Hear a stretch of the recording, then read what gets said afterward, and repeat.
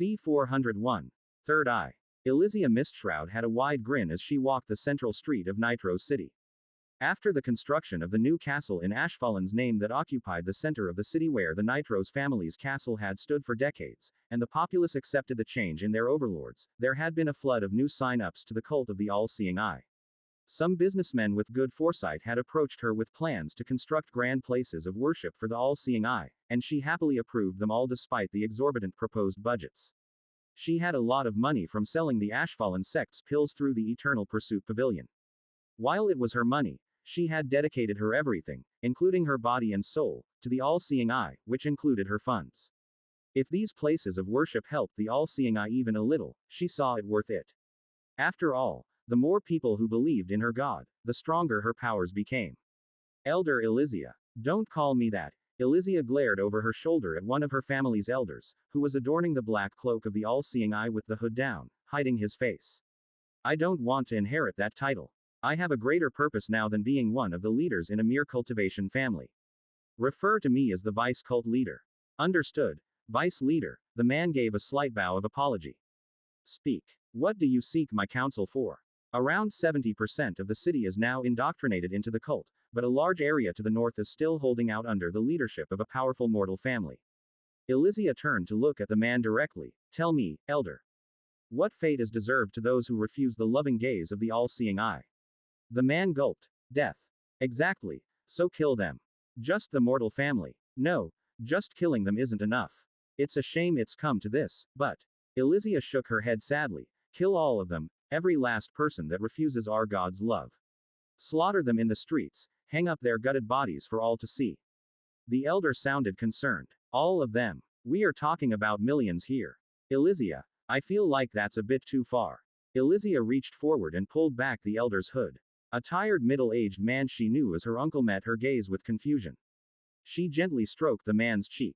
Some people refuse to be dragged into the light and insist on living in the shadows of the past. Her soft touch turned into a vice-like grip around the man's neck, making his eyes widen. You wouldn't happen to be one of them, would you?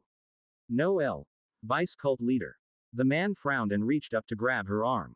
Forgive my observation, Elsia, but you have changed for the worse. His power has corrupted you. Elsia threw her head back with manic laughter. She had never heard something so ridiculous. Changed for the worse. Elder, he broke my mind and put me back together in his perfect image. I am his creation and live to fulfill his purpose in the 9 realms.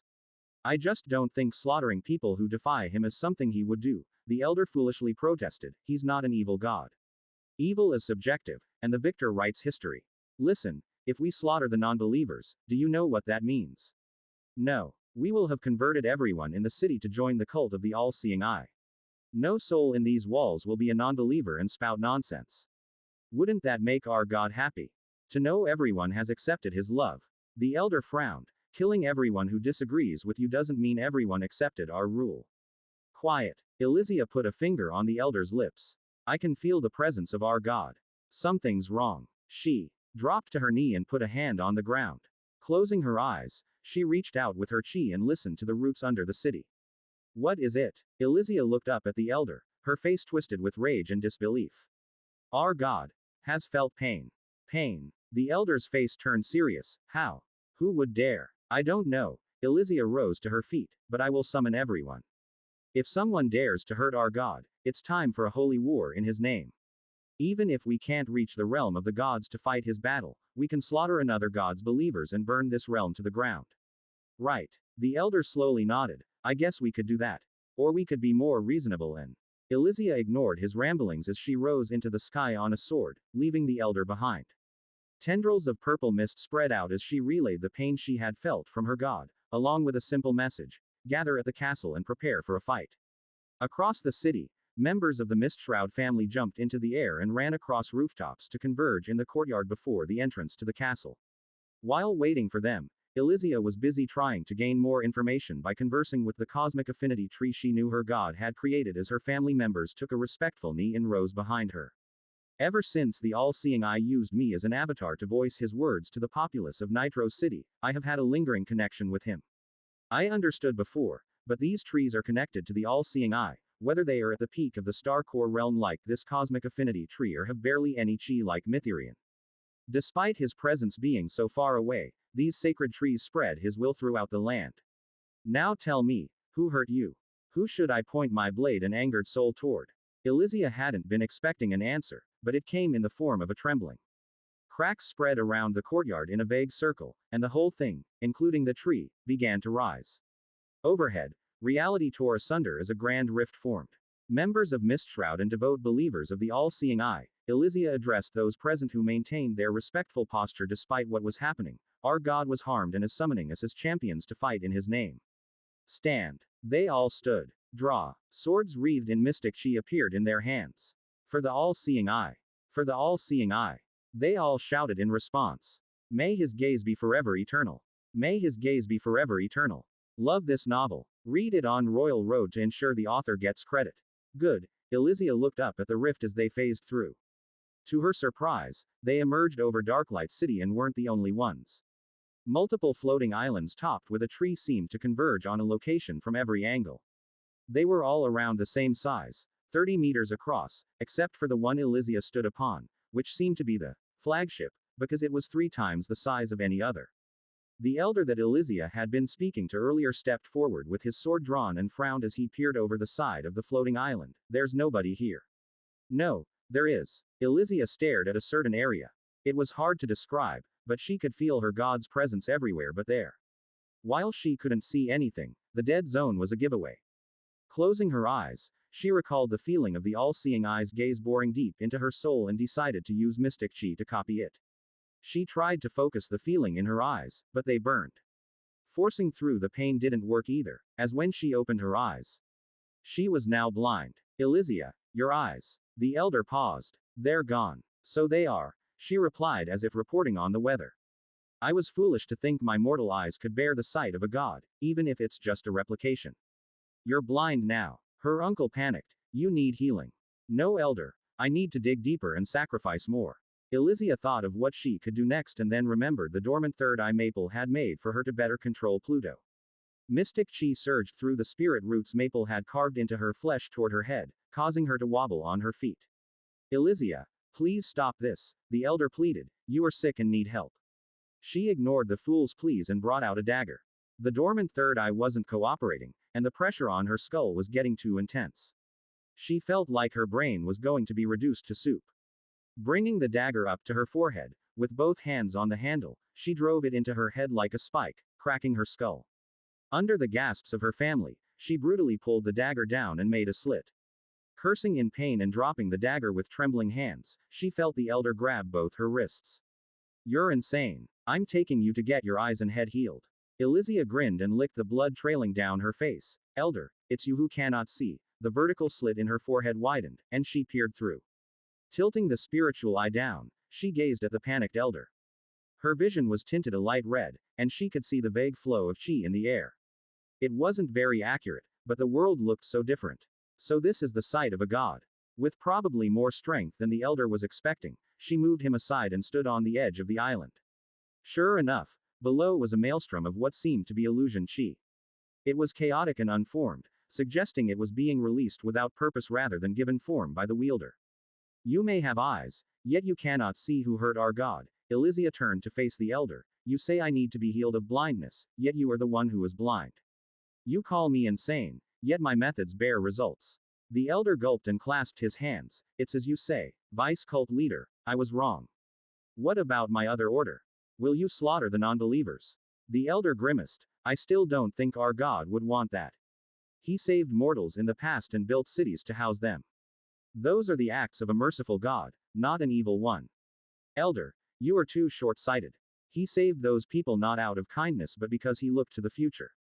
He saved them because they were all potential worshippers that hadn't been exposed to his greatness. Elisia paused, trying to convert defiant people who continued to deny his love even after witnessing him as a waste of time. They would better serve as fertilizer for the trees. A murmur of agreement spread throughout the others. The elder bowed slightly. I will agree you are right if you can show me proof that our God would do such a thing. I refuse to believe he would kill mortals simply because they defy him. Fine. Elisia had no doubts that she understood her God wholeheartedly. Thank you. The man paused as a presence they all knew blanketed the island. He dropped to one knee alongside everyone, including Elisia. who was trembling in excitement. Below them, the thin golden roots of the tree, like a tapestry spreading throughout the expansive courtyard that was now floating, glowed with divine energy. The beautiful tree of twisted black wood, with branches sprouting off at unnatural angles as if reaching for distant stars, ending in transparent leaves that radiated celestial radiance, became a beacon of power. Their god had arrived and was using the tree as their avatar. Cracks appeared along the edge of the island as giant flowers that looked like a star-filled night sky sprouted and swiveled to aim at the maelstrom of illusion chi. At the same time, a dome of celestial energy covered the island, and cosmic dust began to spread out from the island like a celestial storm. Elsia glanced over her shoulder to check on the other islands and saw the same process happening to them. There was a spatial, abyssal tide, ink, and what appeared to be a void island. Every one of them was gearing up for war, with shields of differing affinities manifesting alongside flowers gathering power. Portals opened on each island, and monstrosities made of wood in eternal servitude to their god and the Ashfallen sect lumbered through. That is when Elsia noticed something truly massive moving in the distance. It looked like a walking mountain in the shape of a turtle. On its back was a fortress, and as it opened its massive mouth, the silver gleam of an emerging cannon caught the late evening sunlight. All were aimed at a single location. But something else caught Elsia's notice. There was a familiar gaze looking at the scene from afar. Channeling everything she had into her new spiritual eye, she barely managed to briefly peer past what appeared to be an illusion array surrounding Red Vine Peak, and she met the gaze of a tree. Not her god, but a giant spirit tree that seemed to share the same eye as the all-seeing eye. She strained her eyes to try and get a better look, but it backfired. A pounding headache forced her to relax, and the mountain peak returned to normal with nothing more than a slightly big tree growing on it. This might be enough, Ashlock mused as he looked at his gathered army. While some would hardly make a dent, such as Willow, Quill, and Serena, as their cultivation realm was below the nascent soul realm, he did have some heavy hitters. Erebus was a void bastion at the peak of the star core realm, as was Orion with cosmic affinity. Both bastions had been made from the grand elders of their respective families and possessed destructive affinities with incredible damage output. Anubis, his mid-stage nascent soul realm shadow lich, was also present. Unfortunately, he couldn't get Nox's attention. The shadow tree was busy trying to keep her consciousness together due to Nixalia. Larry was also missing as he was undergoing an evolution to SS grade. Maple was around but, as usual, showed no interest in acting unless something threatened Stella. Without Nox and Larry, he was lacking in nascent soul realm level fighting capabilities. But he had an opportunity. While Vincent was busy wrestling back control of his mind from the anguish he had sent his way, he was vulnerable. The gravity rings were still active, and there was a storm of chaotic illusion chi all around him, but now was a great opportunity. Even if I don't manage to kill him here, the amount of chi he's wasting is ridiculous. He has to be expanding around a year's worth of chi per second. Ashlock mused as he continued to monitor Vincent through his evil eye from Red Vine Peak. I'll move Orion closer and try to siphon as much chi as possible through my vines. When he had upgraded Abyssal Devourer to a grade, it came with a new feature where his vines could drain someone of their chi and life force. I hope this will be enough to kill him, though, Ashlock grumbled. All of his bastions were linked to him through ethereal roots, and while they were far below him in cultivation level, the pull on his already strained star core was less than ideal. As it turned out, fueling a full-on multi-affinity bombardment was quite intensive. Luckily, he could pull chi from his offspring instead of paying the steep conversion cost for some of the affinities, such as spatial. Erebus is by far the worst. Ashlock cast his eye to the tree that had a hole to the void in its trunk. Powering up all of his flowers is comparable to a dozen lightning strikes from my Voidstorm Aegis skill. While none of his gathered forces compared to Vincent individually, he hoped combining them would be enough to take him down. Bastions close in and pump out those storms, Ashlock commanded, and he watched as they all slowly inched closer to Vincent's outer gravity rings. One of the bastions' capabilities was to release a storm around them of their affinity, which has various uses. In this case, Ashlock was using them to probe the gravity rings to see what he was working against.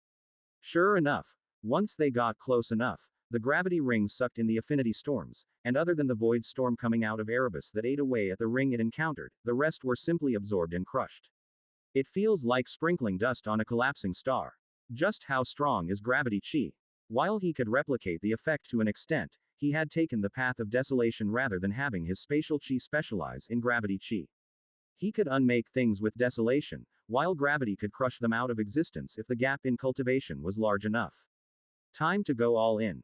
Bastions, get ready to fire on the count of 3. Ashlock switched his view to Orion, who he had overtaken with Progeny Dominion, to get a front seat view of his bastions releasing their all at Vincent. What the hell was Elsia doing here? Elsia, he asked. The woman staggered to her feet and looked at Orion with 2 empty eyes and a slit-open head. She grinned wildly as a red eye peered through the slit in her head. As the world went white due to the immense unleashing of chi from the gathered bastions toward Vincent, Elsia remained unfazed as she continued to stare at him and mouthed. My God, I have finally gazed upon your true form. C-402. Monsters made for war. Stella was unsure of what to do as she crouched on a branch of one of Ash's offspring and watched the horde of crazed people rush below. There was a creak as the branch she was perched on bent slightly from the weight of someone landing beside her. What do you think, Grand Elder Redclaw? She asked the man as the temperature in the air notably rose. Vincent got us good, the man grumbled as he stroked his chin. I've confirmed that each person's strength is around the lower stages of the soul fire realm, with a high focus on defense.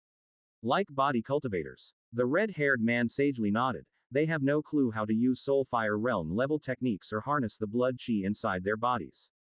They are simply mindless puppets. How durable are we talking?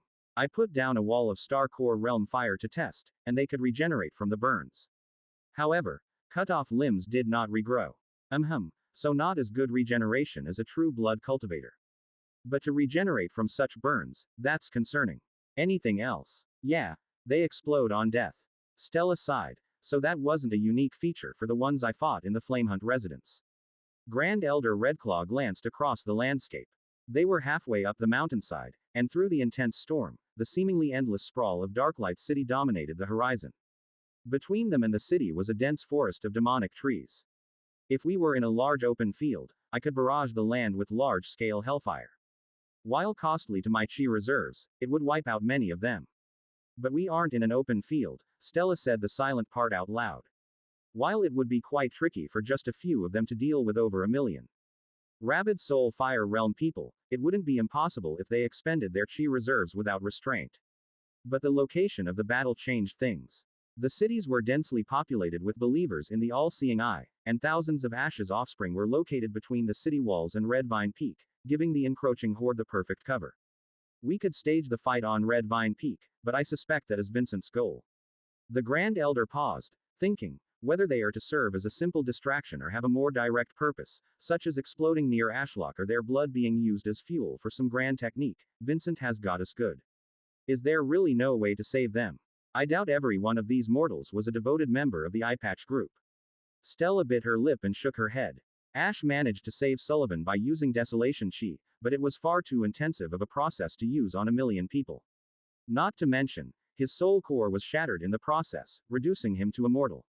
They will hate us. Stella tilted her head. What do you mean? They believed that if they touched Ashlock, they would have their wish granted, did they not?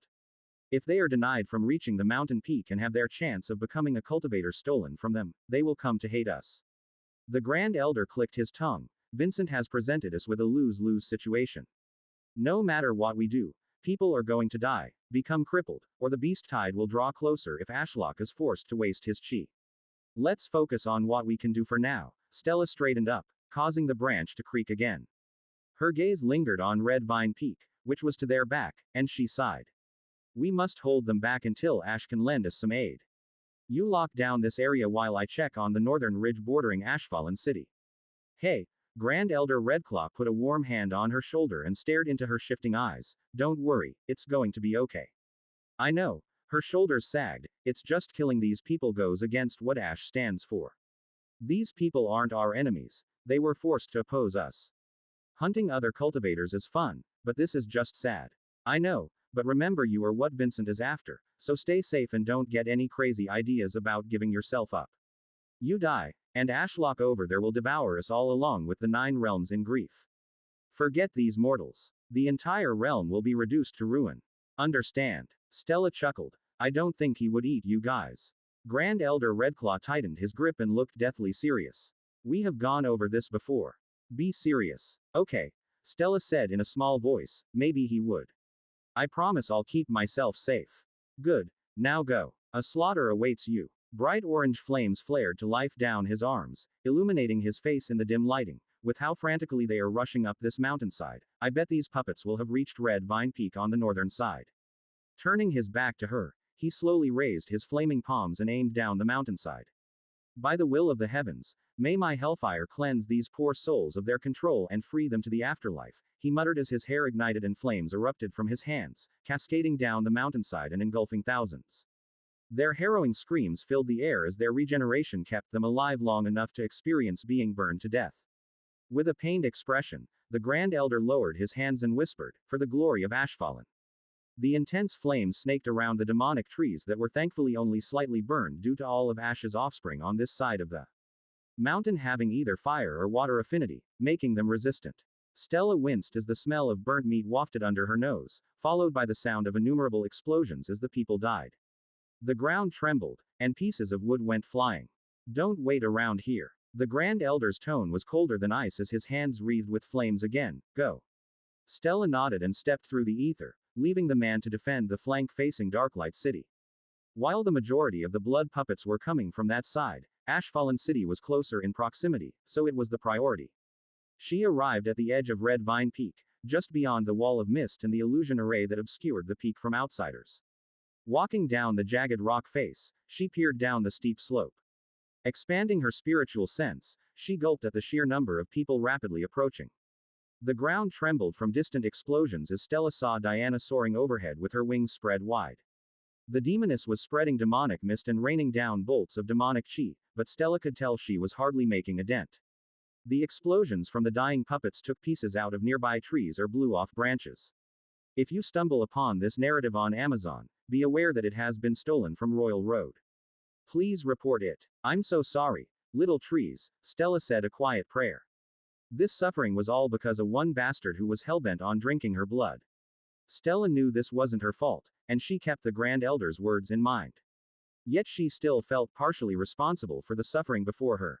If only I was stronger and could kill him myself without the help of anyone. That way, nobody would have to get hurt or waste their chi on my behalf. Unfortunately, I'm lacking in strength. Stella raised her hand and called on the ether. Luckily, I have beings crazy enough to stand at my side that I can rely on to make up for it. Come on, Guppy. I have some snacks for you. The dark-tide devourer emerged from the ether with his signature low-thumping noise, matching the pulsating crimson veins running down his body. Guppy twisted his head to look at Stella with multifaceted eyes glowing a sinister purple hue. His head was a nightmarish amalgamation of serpent and insect. His face split as he slowly opened his maw, revealing rows of jagged and uneven teeth. He drooled a viscous black liquid that dripped down the sides of his mouth and dissolved the rock. Oi! Stella smacked his mouth shut. No drooling, remember. Guppy let out a small cry. Now go devour as many of those blood puppets as possible, Stella gestured with her chin toward the trees. Guppy complied and rushed down toward the tree line with surprising silence, considering his size. I wonder if Guppy will one day grow to the size of that worm that caused the hole in the mountain that later became the citadel. Stella thought as she closed her eyes and entered the ether plane. Reality faded away, and she only focused on the uncountable number of presences rushing toward her. Her many spatial rings flashed, and dozens of daggers appeared orbiting her with telekinesis. Go, she pointed, and the daggers shot out into the forest. Like a conductor, Stella hummed to herself as she moved her hand, causing the daggers to whistle through the air before tearing holes through multiple people at once. As howls of pain echoed in the forest, Stella wrapped the dying people in telekinesis and gestured upwards, flinging the bodies into the sky. For a single moment, 100 bodies dangled in the air, with the last rays of sunlight illuminating their dying faces before they exploded from within, raining blood onto the trees below. Diana noticed her presence and changed her trajectory to come and land beside her. How did Vincent get control of so many people so quickly? This feels endless, Diana said as she took a moment to catch her breath. He's a master of control, Stella replied with closed eyes, an ancient cultivator who's likely survived more wars, uprisings, and attempts on his life than the years we have been alive. I'm not surprised he has the upper hand on us, but that doesn't mean I'm happy about it. Diana slowly nodded. Yeah, she glanced over her shoulder. I just hope Ashlock can come up with something soon. We are moments from getting overrun. Where's the others? Bastions and Ents have been sent to deal with Vincent. The city guards were told to stand down to reduce casualties. The new recruits from the tournament have already been put to work and are assisting where they can alongside the Redclaws. Douglas and Elaine. Where are they? Diana scratched her head. I saw them leading a charge down the mountainside with some recruits a while ago. I'm not sure how they are doing. What? They may be in the Star Core realm but can't hold off thousands alone. Elaine will run out of void chi in minutes, and Douglas's earth affinity is unlikely to do much to durable opponents who can regenerate anything below lost limbs. Shit, you're right. Diana leapt into the sky and flapped her wings to stay airborne while looking around. Stella tried to look in the ether plane, but with so much interference from all the puppets, it was like trying to pick out a smidge of brown in a sea of red. Damn it, Stella cursed under her breath. Despite her efforts to trim their numbers, she opened her eyes and could see the faces of people in the tree line only a dozen or so meters away. They scurried out of the darkness, looking like drowned rats due to the intense rain. Yet their gazes blazed with fierce desire. Stay back. Stella was about to unleash a wave of ether chi despite the damage it would cause Ash's offspring, as she was left with no choice when a sudden blaring horn sounded. What was that? Stella shouted up to Diana, who had a better view. No idea. Diana was cut off by the horn blaring again, this time so loudly it was as if it were the calling of a god. It echoed across the entire mountain range and shook the hearts of all who listened.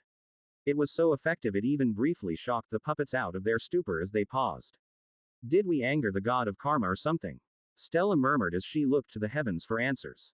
But the strange drumming below her feet and shaking ground told her she would get her answers from below. The ground began to fissure like the gates to hell. Stella raised a brow as she heard what sounded like war drums. From the darkness of the fissure, what appeared to be small metal golems marched out and spread out to form multiple lines. In their hands were swords or hammers wreathed in earth chi. One of the golems broke file and walked over to Stella, stopping before her and standing at attention. The suit of armor's visor snapped open, revealing two big glowing blue eyes. Wait, a mudcloak. Stella raised a brow at the pressure radiating from the small monster, and a Star Core realm one at that. The king has called, and we have answered. The mudcloak said more clearly than she ever remembered one talking. The other mudcloaks banged the handles of their weapons on their armor in agreement. We will defend our king's home to the death. The mudcloak's visor snapped closed, and they turned on their heel before marching back to their group.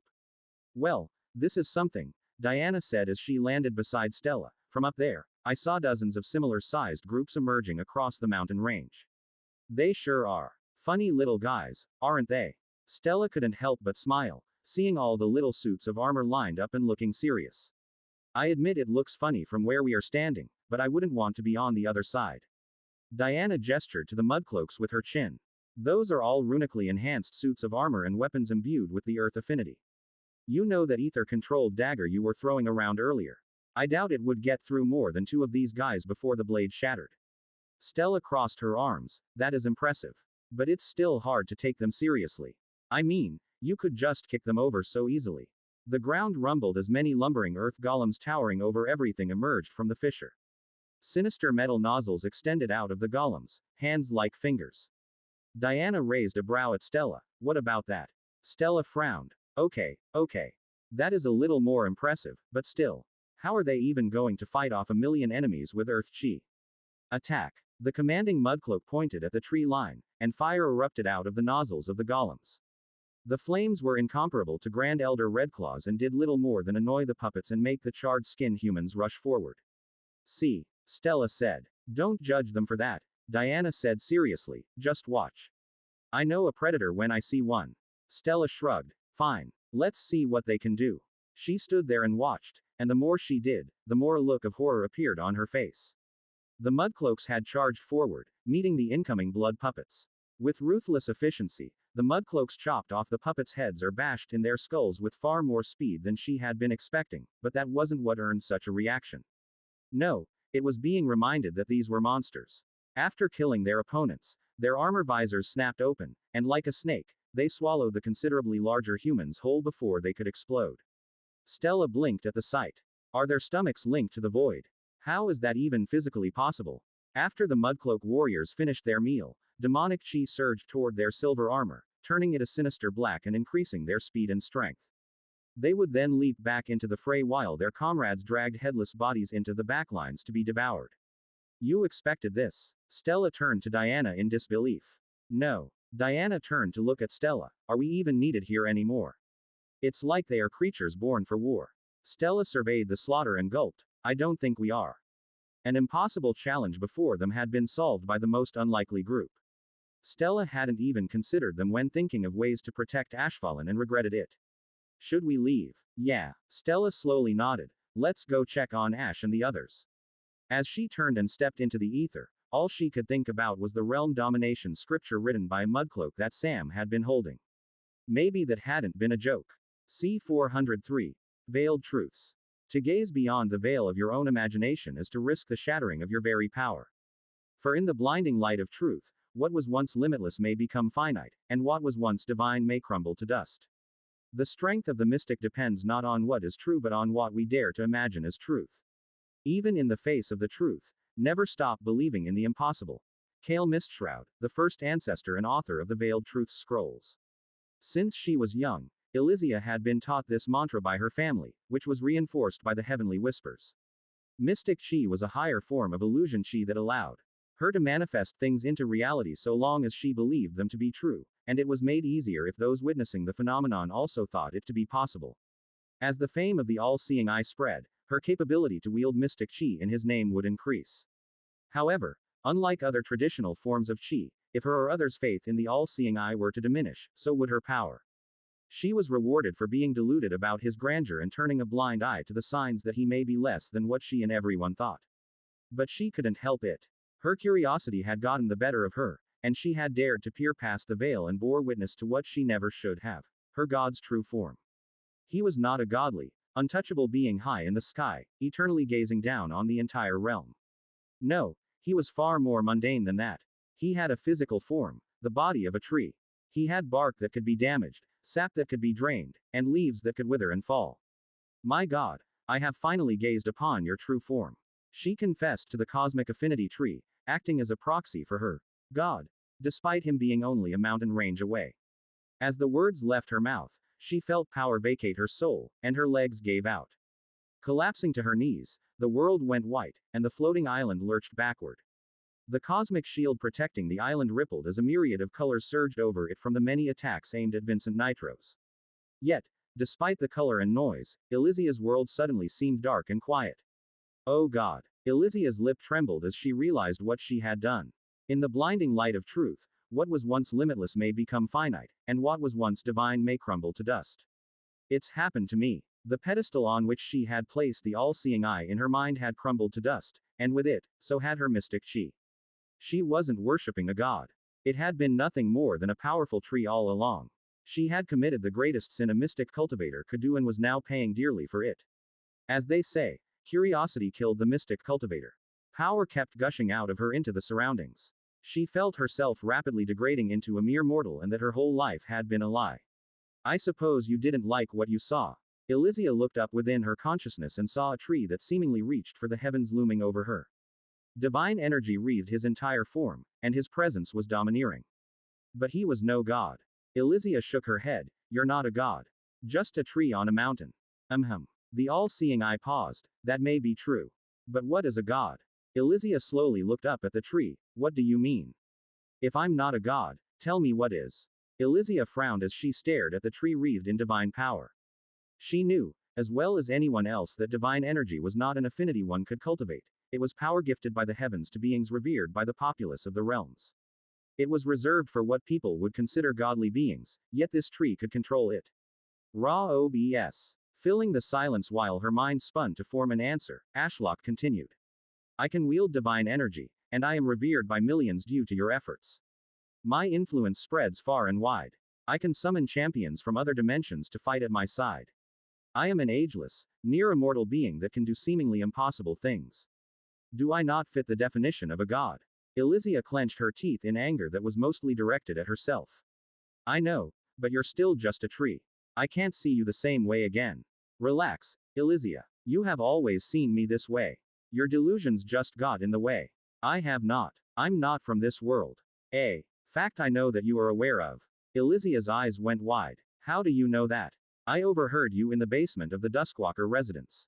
You're raising Mytherian as a backup for your infatuation should I return to my previous world.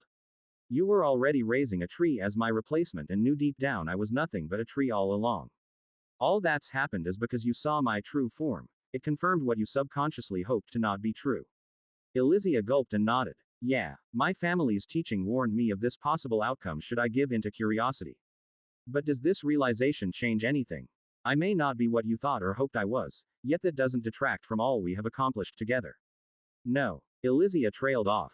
While logically learning the truth shouldn't have shattered her soul, it had. The all-seeing eye, which had been her everything, was a lie. If it helps, the all-seeing eye is more of an idea. It serves as a persona of mine, if you will. While I have a tree body stuck in reality here with you, I prefer to go by the name Ashlock. I like to laugh and cry, hang out with my daughter, and talk to those close to me. But I'm no longer a mere tree when I'm the all-seeing eye. I'm something more. The all-seeing eye is just as mysterious to me as it is to you. Really? Elisia said. Yeah, you could even think of my body as an avatar for the all-seeing eye, much like yourself when I spoke through you. Come on, Elisia, let's rebuild the idea of the all-seeing eye together into something greater than either of us ever will be. You and me. He can't be the god the people need him to be without his avatars. If you encounter this story on Amazon, note that it's taken without permission from the author. Report it. Elisia felt power rush back into her body in a flood, practically forcing her to stand up in her mind like a rising tide. The idea was simply so beautiful. She turned on her heel with the tree to her back and raised her arms. Her consciousness trembled as the mystic chi gathering in her soul solidified into what she envisioned as the all-seeing eye. A pillar then rose in her mind with the eye on top. Taking a step back, she marveled at her creation alongside Ashlock, the tree. The all-seeing eye had returned to being on a pillar in her mind, except this time, she was the one building the pillar ever higher. The heavens were now the limit. Her soul could not contain the rush of mystic chi and pulsed twice as she rocketed up 2 stages to the 9th stage of the star core realm. The chi kept coming and was about to push her star core to its peak and go supernova, but the power suddenly froze. Not yet, Ashlock said. His roots had spread into her soul, and he was holding it steady. Why? Elisia asked, not a hint of anger in her voice. She trusted him wholeheartedly as a fellow avatar to the all-seeing eye. You should link with Mytherian and have him be your infant soul. But I raised him for you. Elisia tilted her head. No, you didn't. You raised Mytherian for the all-seeing eye. Not me. And so long as you believe in the eternal gaze, the all-seeing eye isn't going anywhere.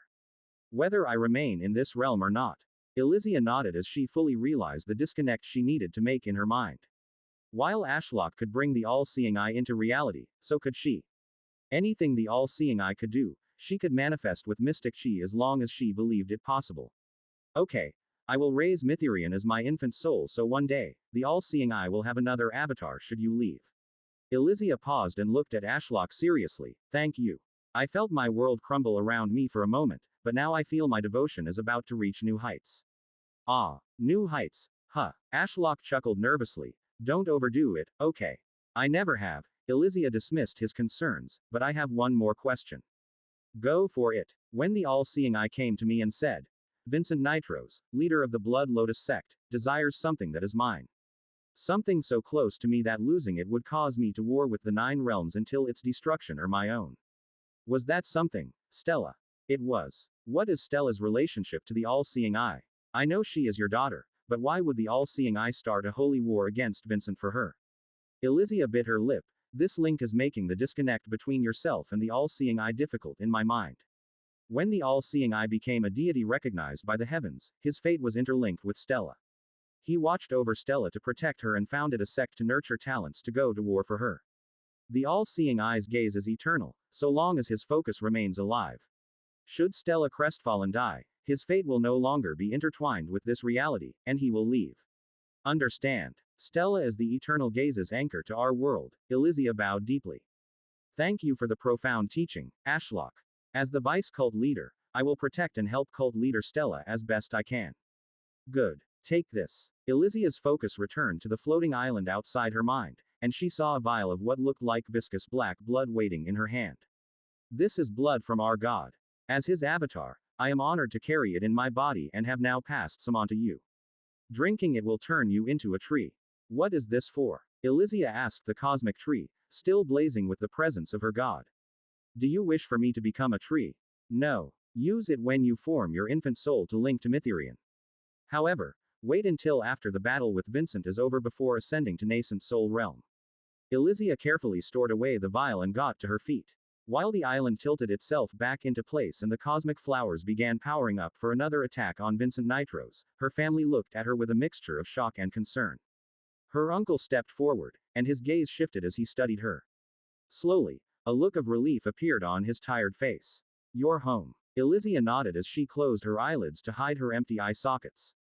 Uncle, I'm back. He gently stroked the side of her head with a warm smile. I thought I lost you for a while. I know, I'm sorry.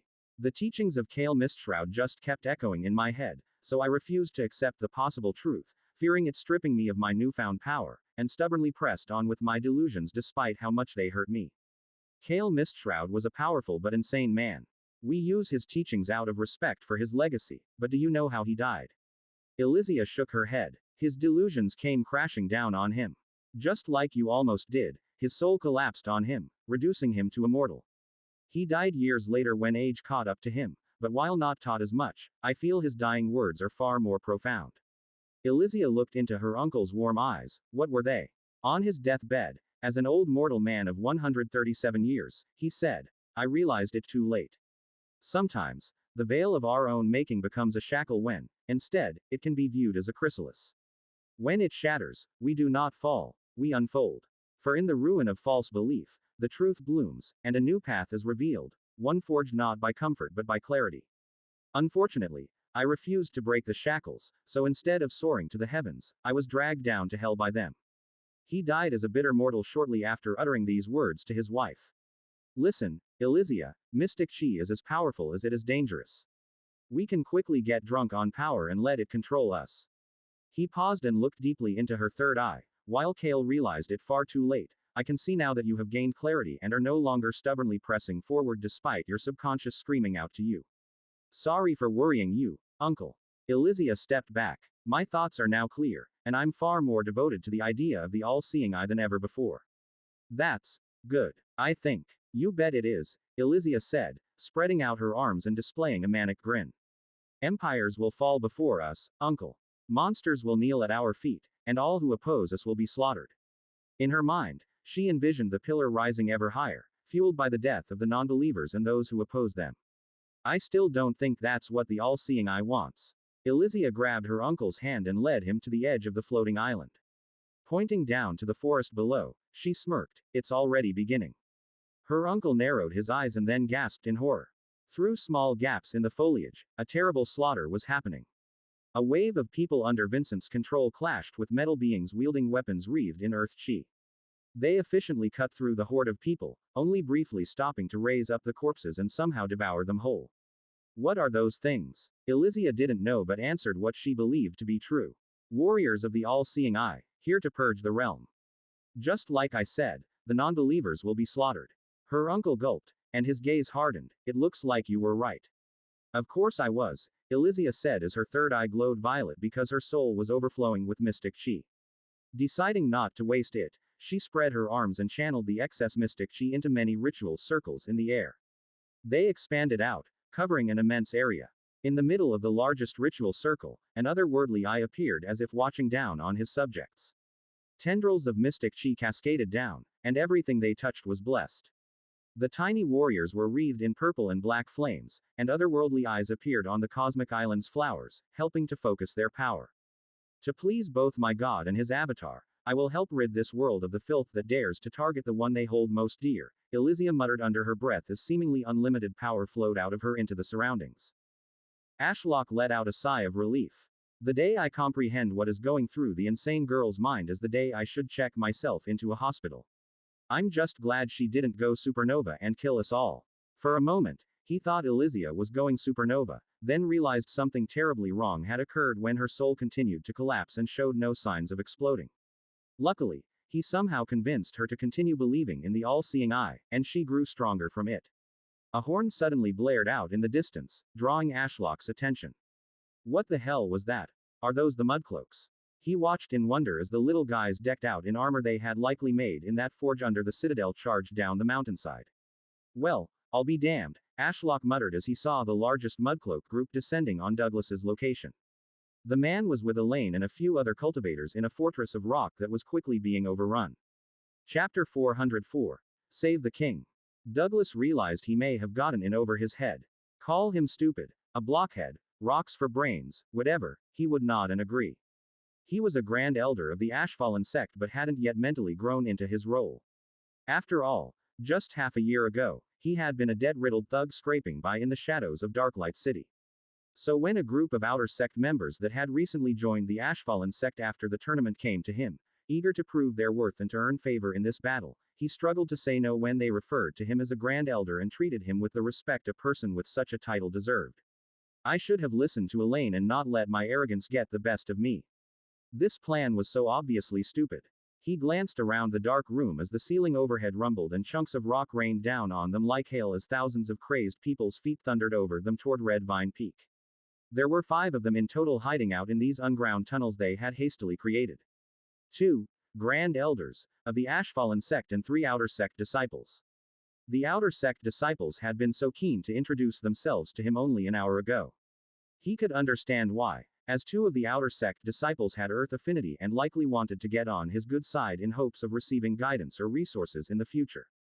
The bright smiles and eagerness for battle were long gone, their expressions now ones of fear and despair. Sam and Hugo, he said, and the 2 Soulfire Realm Earth cultivators looked at him. Sam was a well-built teenager with tanned skin and blonde hair, while Hugo was the definition of a middle-aged Darklight City thug with crooked teeth, shifty eyes, and a faded mark of the Iron Fist Brotherhood on the back of his right palm. A group of rogue Earth cultivators that used to be hired to destroy competitors' warehouses until they messed with the wrong group and disbanded. Both of their soul flames had impurities. Especially Hugo's, whose soul flames were darker than the depths of a swamp, suggesting a lifetime of beastcore abuse. Apparently, they were friends somehow. Douglas was quite interested in Sam as he had shown good potential in his fight alongside Celeste Starweaver in the tournament. Meanwhile, Hugo, well, Douglas could hardly judge the guy for leading the life of a thug. How are you 2 holding up? He asked them. The 2 Earth cultivators exchanged a look. They were both covered in blood that was a mixture of their own and that of the people they had killed. Hugo's shirt had been ripped to shreds, showing an aged body covered in old scars, while Sam wasn't doing much better as he nursed a broken arm and had a busted nose.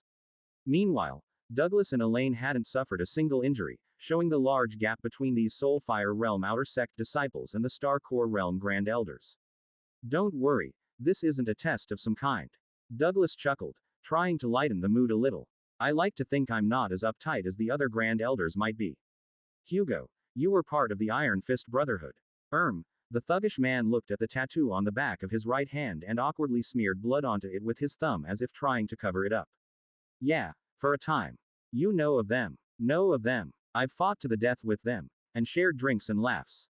You could say we have quite the history. Douglas then focused on Sam. You're a farmer, right? Sam's eyes widened. How did you know?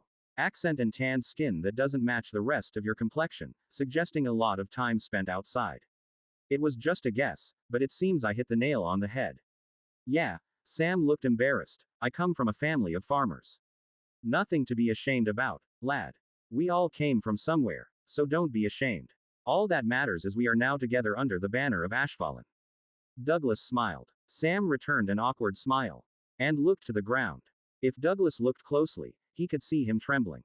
Can hardly blame the kid. Douglas frowned as he recalled the earlier battle. He initially put up a good fight, but those people out there are strong for the Soulfire Realm and fight like ferocious beasts with no care for self-preservation.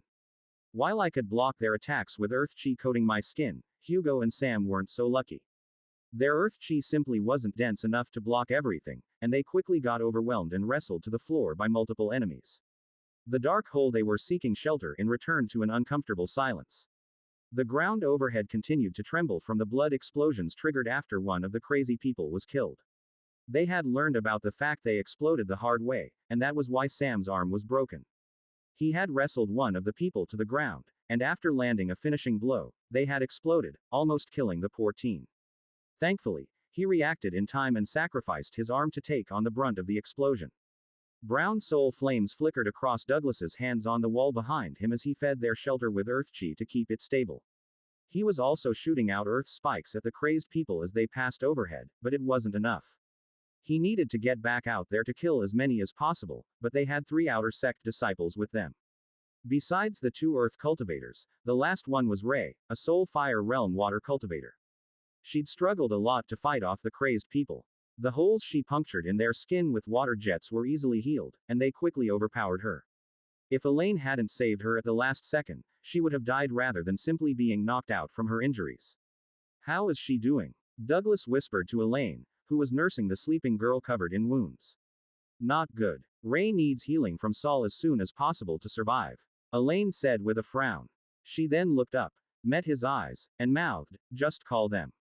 It was obvious who she was referring to by the way she glared at the gemstone crown on his head. His shoulders sagged, and he gave her a slight nod. He didn't want to call upon the Mudcloaks to sacrifice themselves to clear a path out of here for them, but he was at a loss for what to do with Ashlock busy dealing with Vincent Nitros and the other sect members desperately fighting off the horde from the other flanks. Everyone's chi was running low and proved ineffective against the horde. This is so embarrassing. God damn it. It had been his job to defend this section of the mountain range, and he had done a lousy job. He didn't even want to imagine the princess's condescending look or Ashlock's disappointment in him once this was over. Reaching up, he inserted his presence into the gemstone crown on his head and called upon the Mudcloaks. He knew they were tough, but only one had stepped into the Star Core realm the last time he checked. The rest were all in the Soul Fire realm except and not that adept at fighting. It felt like he was calling them to die for him, and he hated that idea. But unlike Stella, who could walk through reality, he could not teleport. At best, he could fly on his sword, but he had only recently learned to do so and wasn't convinced he could fly up to Red Vine Peak while holding 2 people. Especially one who was unconscious. While Elaine could step through the void, she couldn't bring anyone with her, and her range was limited. Not to mention the high chi cost. While I can't do the fancy stuff they can, I can still make a path. Standing up, he drew everyone's tired gazes. I've called for reinforcements. We should get ready to move when they arrive. Can you 2 stand? The narrative has been illicitly obtained. Should you discover it on Amazon, report the violation. Yes, Grand Elder, both respectfully replied as they struggled to their feet. Hugo seemed to react to his injuries less, showing his decades of fighting it out in the streets of Darklight City. Sam didn't fare as well. He visibly winced as he stood, and his lower lip was trembling from the pain. I'll handle her, Douglas said, gesturing to Ray. Legs emerged from the stone ledge she was on as he turned it into a golem. Elaine stood and brushed the dust off the cloak while giving Ray a sad look. We shouldn't have brought them here, she rambled under her breath. While the enemies are in the Soul Fire realm, we should have taken time to analyze them and come up with a more concrete plan to defend against them. I know I was rash and stupid. Douglas sighed as he approached the far wall and placed both palms on it. His star core hummed in his chest as he fed the land his chi. Let me make this right. I'll clear us a path toward the reinforcements. His hands sank into the rock, and as he brought them apart, the wall cracked down the middle and began to split into a jagged but wide tunnel. Come on, he took the lead with the golem supporting Ray trailing behind. Hugo and Sam followed next, with Elaine taking up the rear. Will the beast tide be like this? Sam muttered, yet everyone heard. Far worse, Douglas replied, but that's not for someone like you to worry about. Why not? Sam asked. Are we not part of the Ashfallen sect that plans to stand against it? The beast tide will be dealt with by the sect's powerhouses and the boss, I mean patriarch. It's not a threat someone at your level can hope to stand against. Why not? Douglas paused and glanced over his shoulder. He felt this was a rare moment he could look like a sage and offer some knowledge like a grand elder should. How are your chi reserves? Sam took a moment to feel his soul and replied with a bitter expression, nearly empty. And how long will it take you to replenish those reserves? Not with the help of beast cores, Douglas added. Then it will take weeks, Sam frowned. Weeks of recovery for a battle that lasted an hour where you managed to kill how many? 1. 5, maybe 10 of those crazed people. There will be so many monsters in the beast tide that you won't be able to see the horizon, and it will last for months. Is the difference between us really that vast? Douglas laughed and kept walking. Like heaven and earth, lad. You have a dull rock for a soul that needs to be fed, while I have a blazing star that floods me with power. Forget that I can flatten you with my mere presence. I can fight for days or even weeks before running out of chi, not a pitiful hour. Not to mention, I recover chi far faster.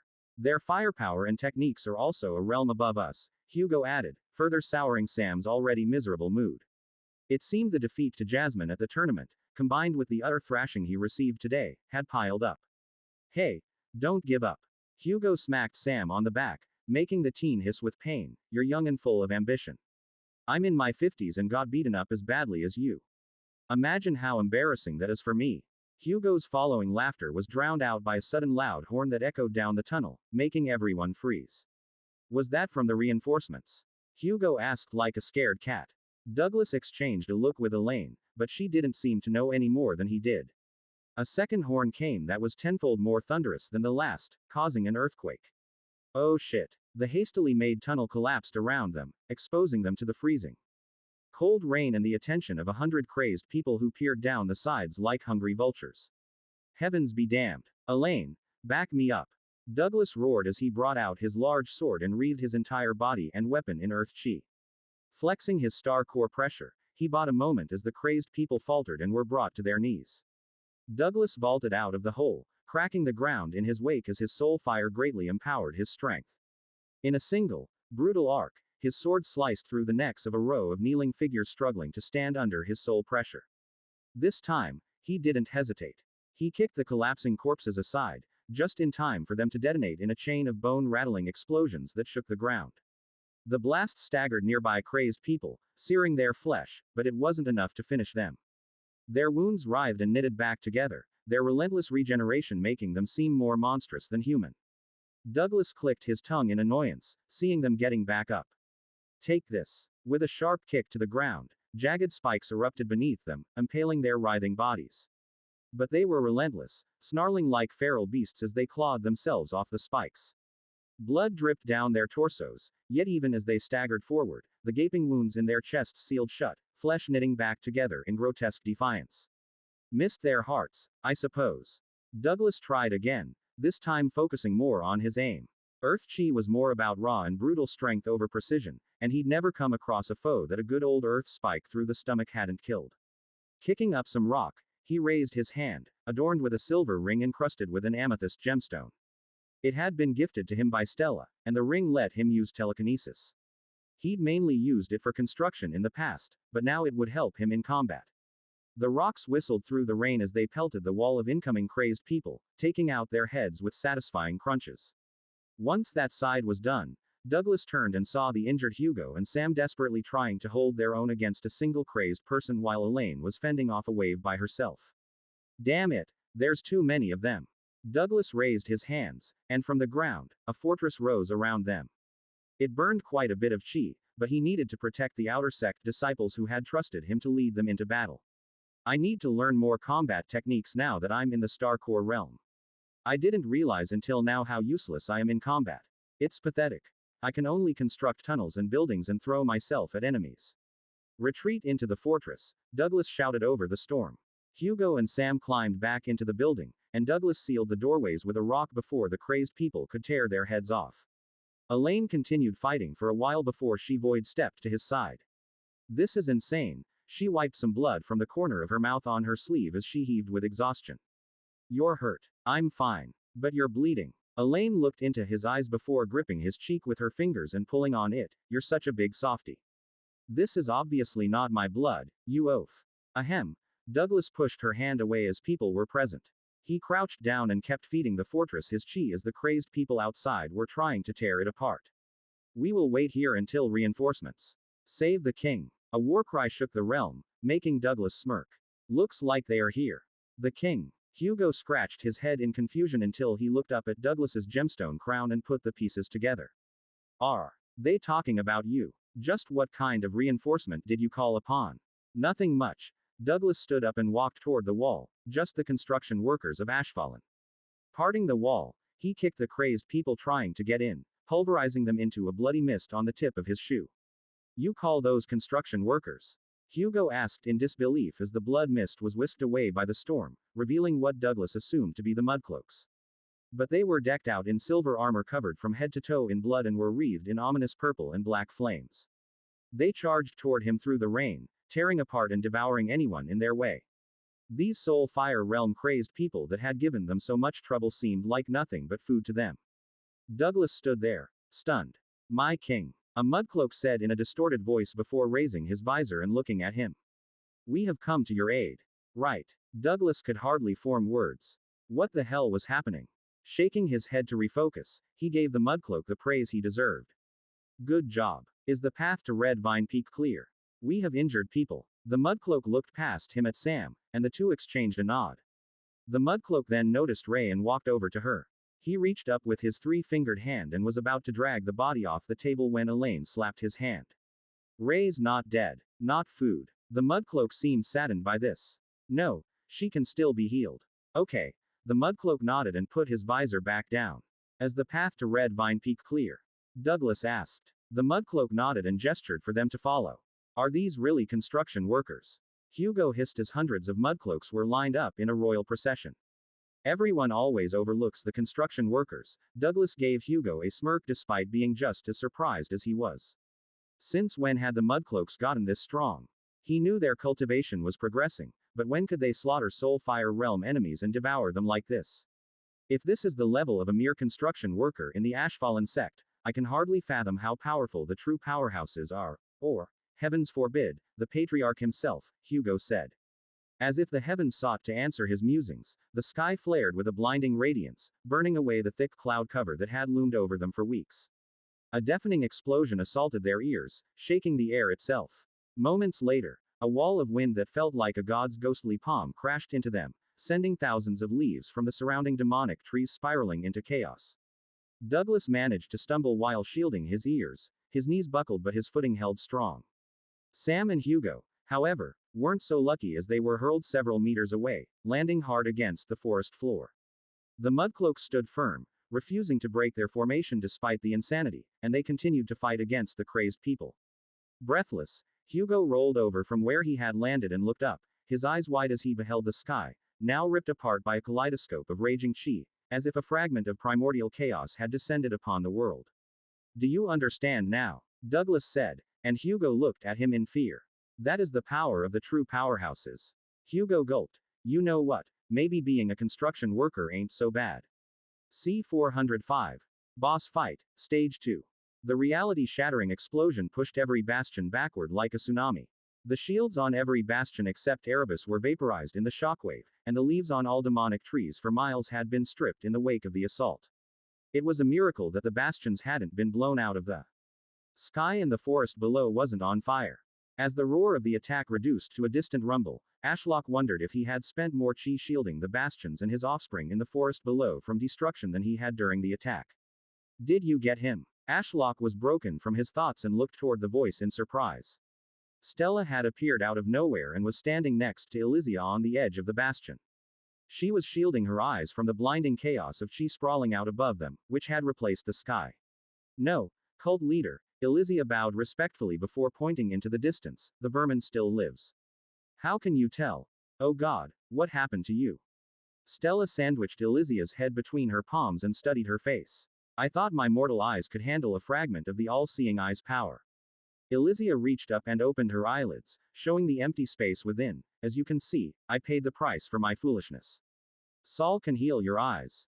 No thanks. Elsia respectfully rejected Stella's offer. Stella blinked in confusion and tilted her head. Why? Elisia's forehead opened some more, exposing her third eye. What use are my mortal eyes if they cannot see? They did nothing but feed my brain a false version of reality. But with this, I can finally see. Stella inspected the grotesque eye, peering through Elisia's cracked skull in amazement. I know it might look strange, but trust me, it's far better. Stella didn't seem to be listening. This is so freaking cool.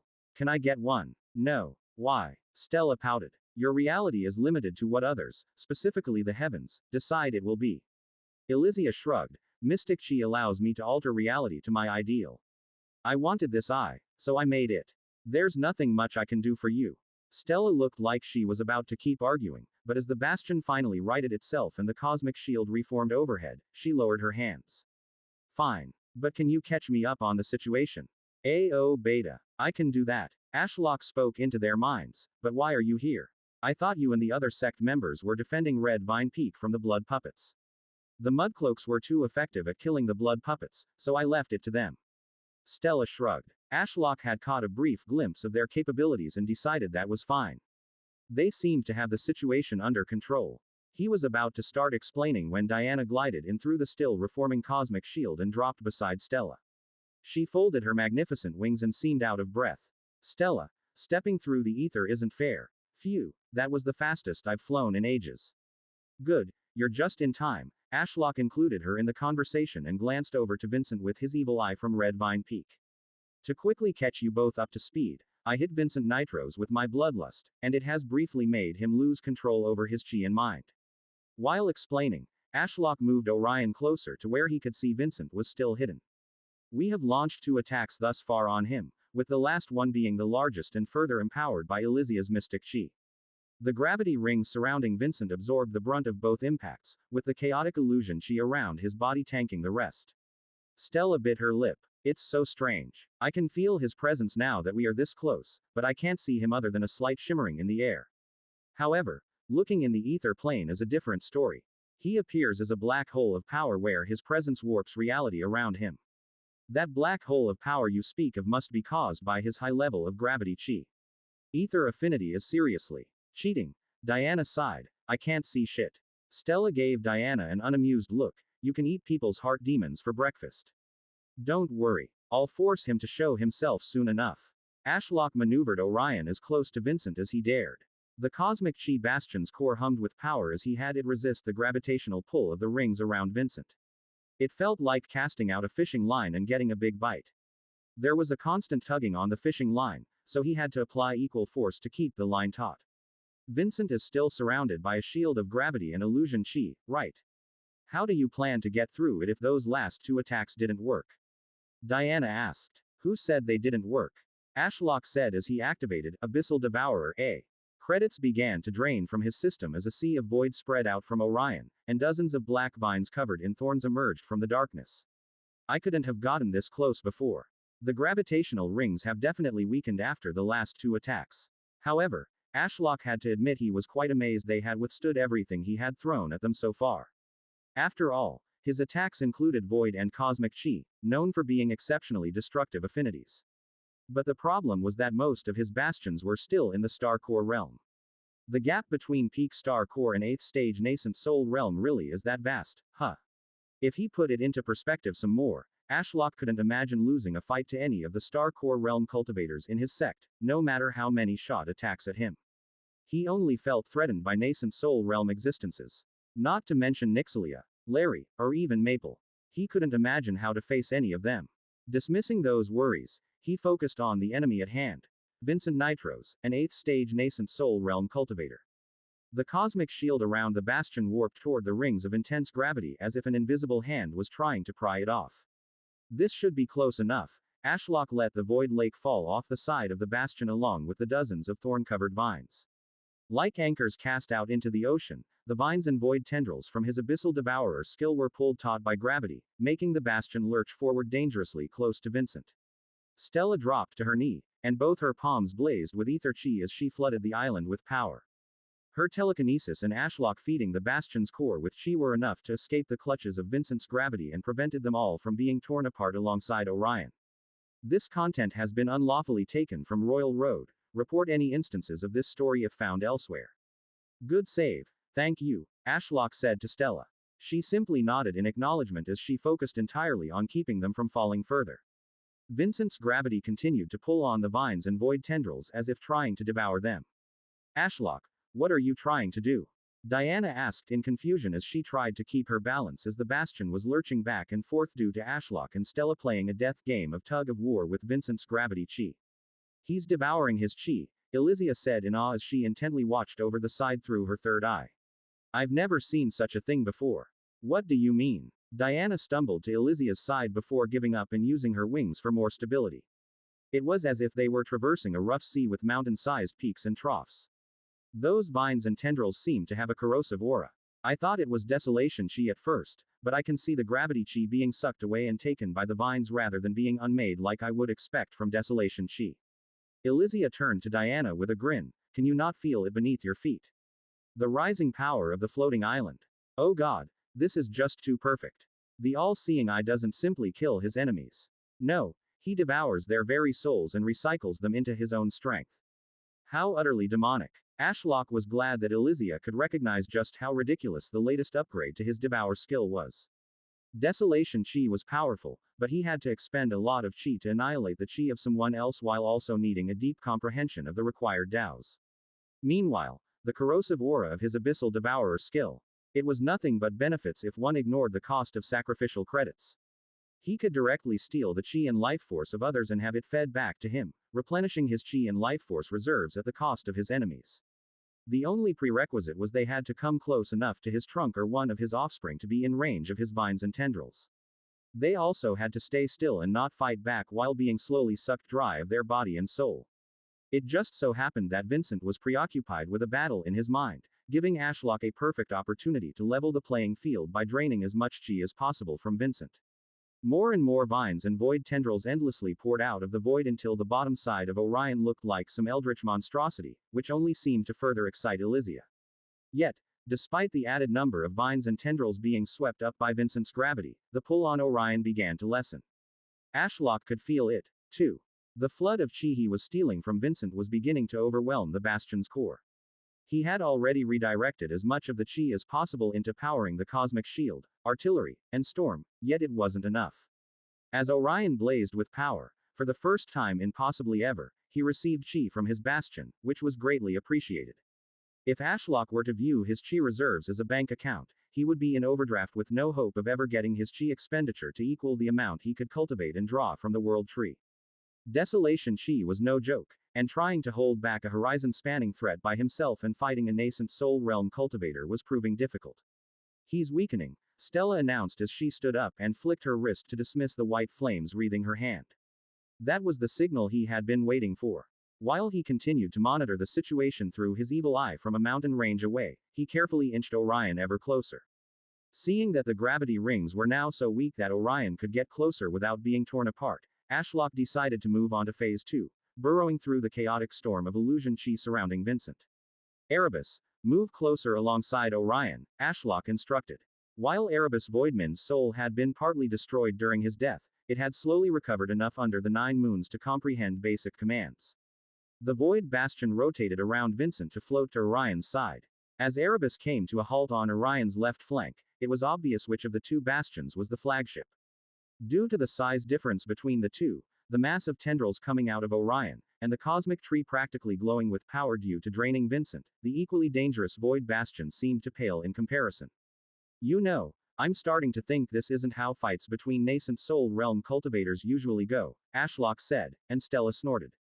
The floating island thing is definitely new, but it's quite common for fights between such high-level individuals to go like this. It's rare for a simple standoff where 2 cultivators shoot techniques at one another until someone dies or runs out of chi. Usually, entire sects, armies, or spiritual manifestations like the big ice golem the Winterwrath family used during their assault on my father are involved. Diana mused. I suppose that's true. The Lunarshade Grand Elder did something similar by surrounding himself in an avatar of lunar chi. Having 2 souls and such vast amounts of chi to work with definitely changes the size, scale, and tactics of these fights. Diana paused. I wonder what a battle between 2 monarch realms would look like. I don't want to imagine, but I fear the day we will witness one isn't too far away. Ashlock sighed. I just hope we aren't involved and can watch from the sidelines. Stella and Diana exchanged a knowing look. Don't give me that look, I'm serious. With Vincent finally dealt with, we should be free to deal with the Beast Tide. The Beast Tide? Are you talking about the largest one in history? The one that's said to contain a monarch realm monster? Diana smirked. That Beast Tide. Okay. Fair. Ashlock left this debate for later. With Erebus in position, time was of the essence. Bastions prepare to fire. The fully charged flowers sprouting from the sides of the bastion swiveled to face Vincent. With those darn gravity rings out of the way, it was time to puncture a hole through the less dense illusion chi. Since it wasn't a defensive technique and was simply a chaotic storm of unfocused chi, Ashlock was confident this would be enough.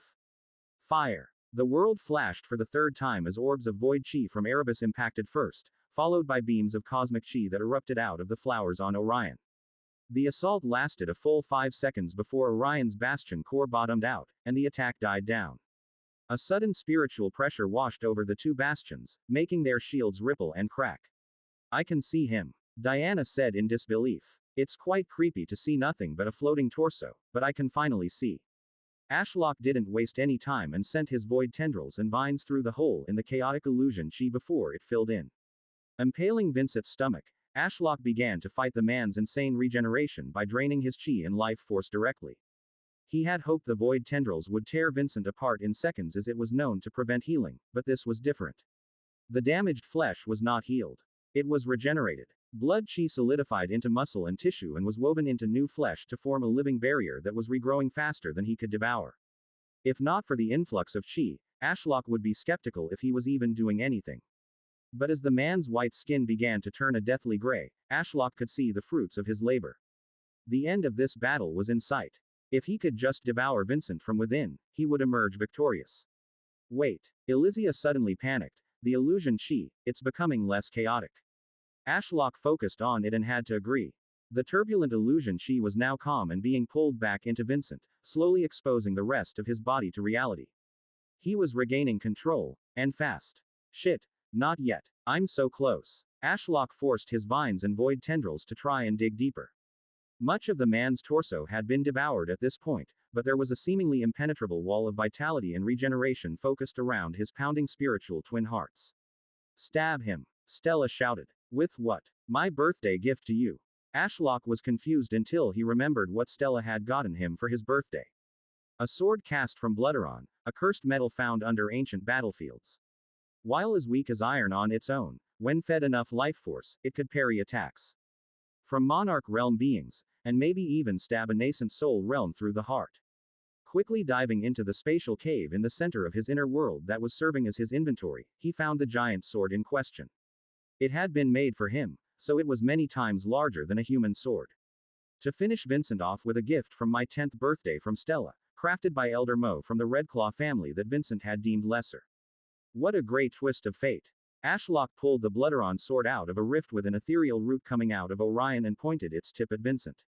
I will kill you with a sword empowered by your own downfall, Ashlock muttered as he redirected all the life force he was rapidly absorbing from Vincent back into the Blooderon sword. The red veins pulsed as if alive, and an aura of slaughter began to radiate from them. As it reached its zenith and the sword could not take any more life force, Ashlock wreathed it in the purest desolation chi infused with every Tao he could muster and thrust it forward with the weight of his inner world. Right as the sword impaled his chest all the way through until the hilt, Vincent's eyes snapped open. The man seemed momentarily confused as he looked down at the pulsing sword impaling his heart. He inspected its hilt and then looked up to meet everyone's gazes. Blood trickled from the corner of his mouth, and for a brief moment, Ashlock thought these might be Vincent's dying moments. But then he grinned. C-406. Awoken from slumber. Vincent couldn't help but grin despite the pain of being impaled as he looked around. He was encircled by floating islands, all glowing with different types of chi. They had shields and what appeared to be supercharged flowers pointing his way. There were also more of those monsters created from twisted wood standing on a few of the islands silently watching him. However, a far larger island than the others floating right before him dominated his view. It was wreathed in cosmic chi, and he could see many cultivators, likely all part of the elusive Ashfallen sect, staring at him with fear or surprise. A small chuckle escaped his lips, and he placed a hand on the giant sword that impaled his body. It had clearly been aiming for his spiritual heart, but what chance did a physical weapon have of killing something spiritual? Is this some kind of sick joke? The Ashfallen sect, deemed a divine level sect by those bastards at the Eternal Pursuit Pavilion, and this is the best you can manage. I wasn't fighting back, and with all this supposed firepower, the pinnacle of your efforts amounted to this. Pathetic. In truth, he was quite severely injured. His soul was too unbalanced, and he was on the cusp of going supernova. Somehow, most of his illusion chi had been taken from him, and he only had a little gravity chi left to work with. His vessel was also on the brink of death, with a lot of his spirit roots destroyed, causing him to leak chi. This is bad. I need to empty my soul of gravity and illusion chi. Recultivating them in the future will be difficult when my soul is dominated by blood chi, but it's better to focus on one chi type when my soul is this unbalanced. Of course, he had no plans to let his enemy know this. False confidence was a cultivator's greatest strength. If they believed him to be more dangerous than he was, they would be more cautious rather than going for the finishing blow. After all, there was no way for them to know his true state. 100 overlapping laughs echoed in his mind, which seemed to originate from the sword impaling him. You lie. Vincent grimaced as the chorus of voices thundered through his broken consciousness. This must be the leader of the Ashfallen sect, he thought. He narrowed his eyes as he noticed the sword through his body was being held by an ethereal-looking root extending out of the floating island before him. It's that darn tree again, isn't it? This land will become your graveyard. The chorus of voices continued, and it seemed the Ashfallen sect leader's words carried meaning as he began to see illusions of himself failing, dying. You will become nothing but a nameless tombstone, and your legend will fade in the annals of history. Let's see about that, Vincent said defiantly as he flicked his wrist and unleashed almost all of the gravity chi he had left on his surroundings. The air shuddered, and the very clouds overhead dropped upon them as he increased gravity by 100 times. The floating islands buckled under the pressure, and as their shields shattered, they plummeted like meteors to the forest below. Within a mile radius, the only thing that refused to yield to his might was the large floating island before him.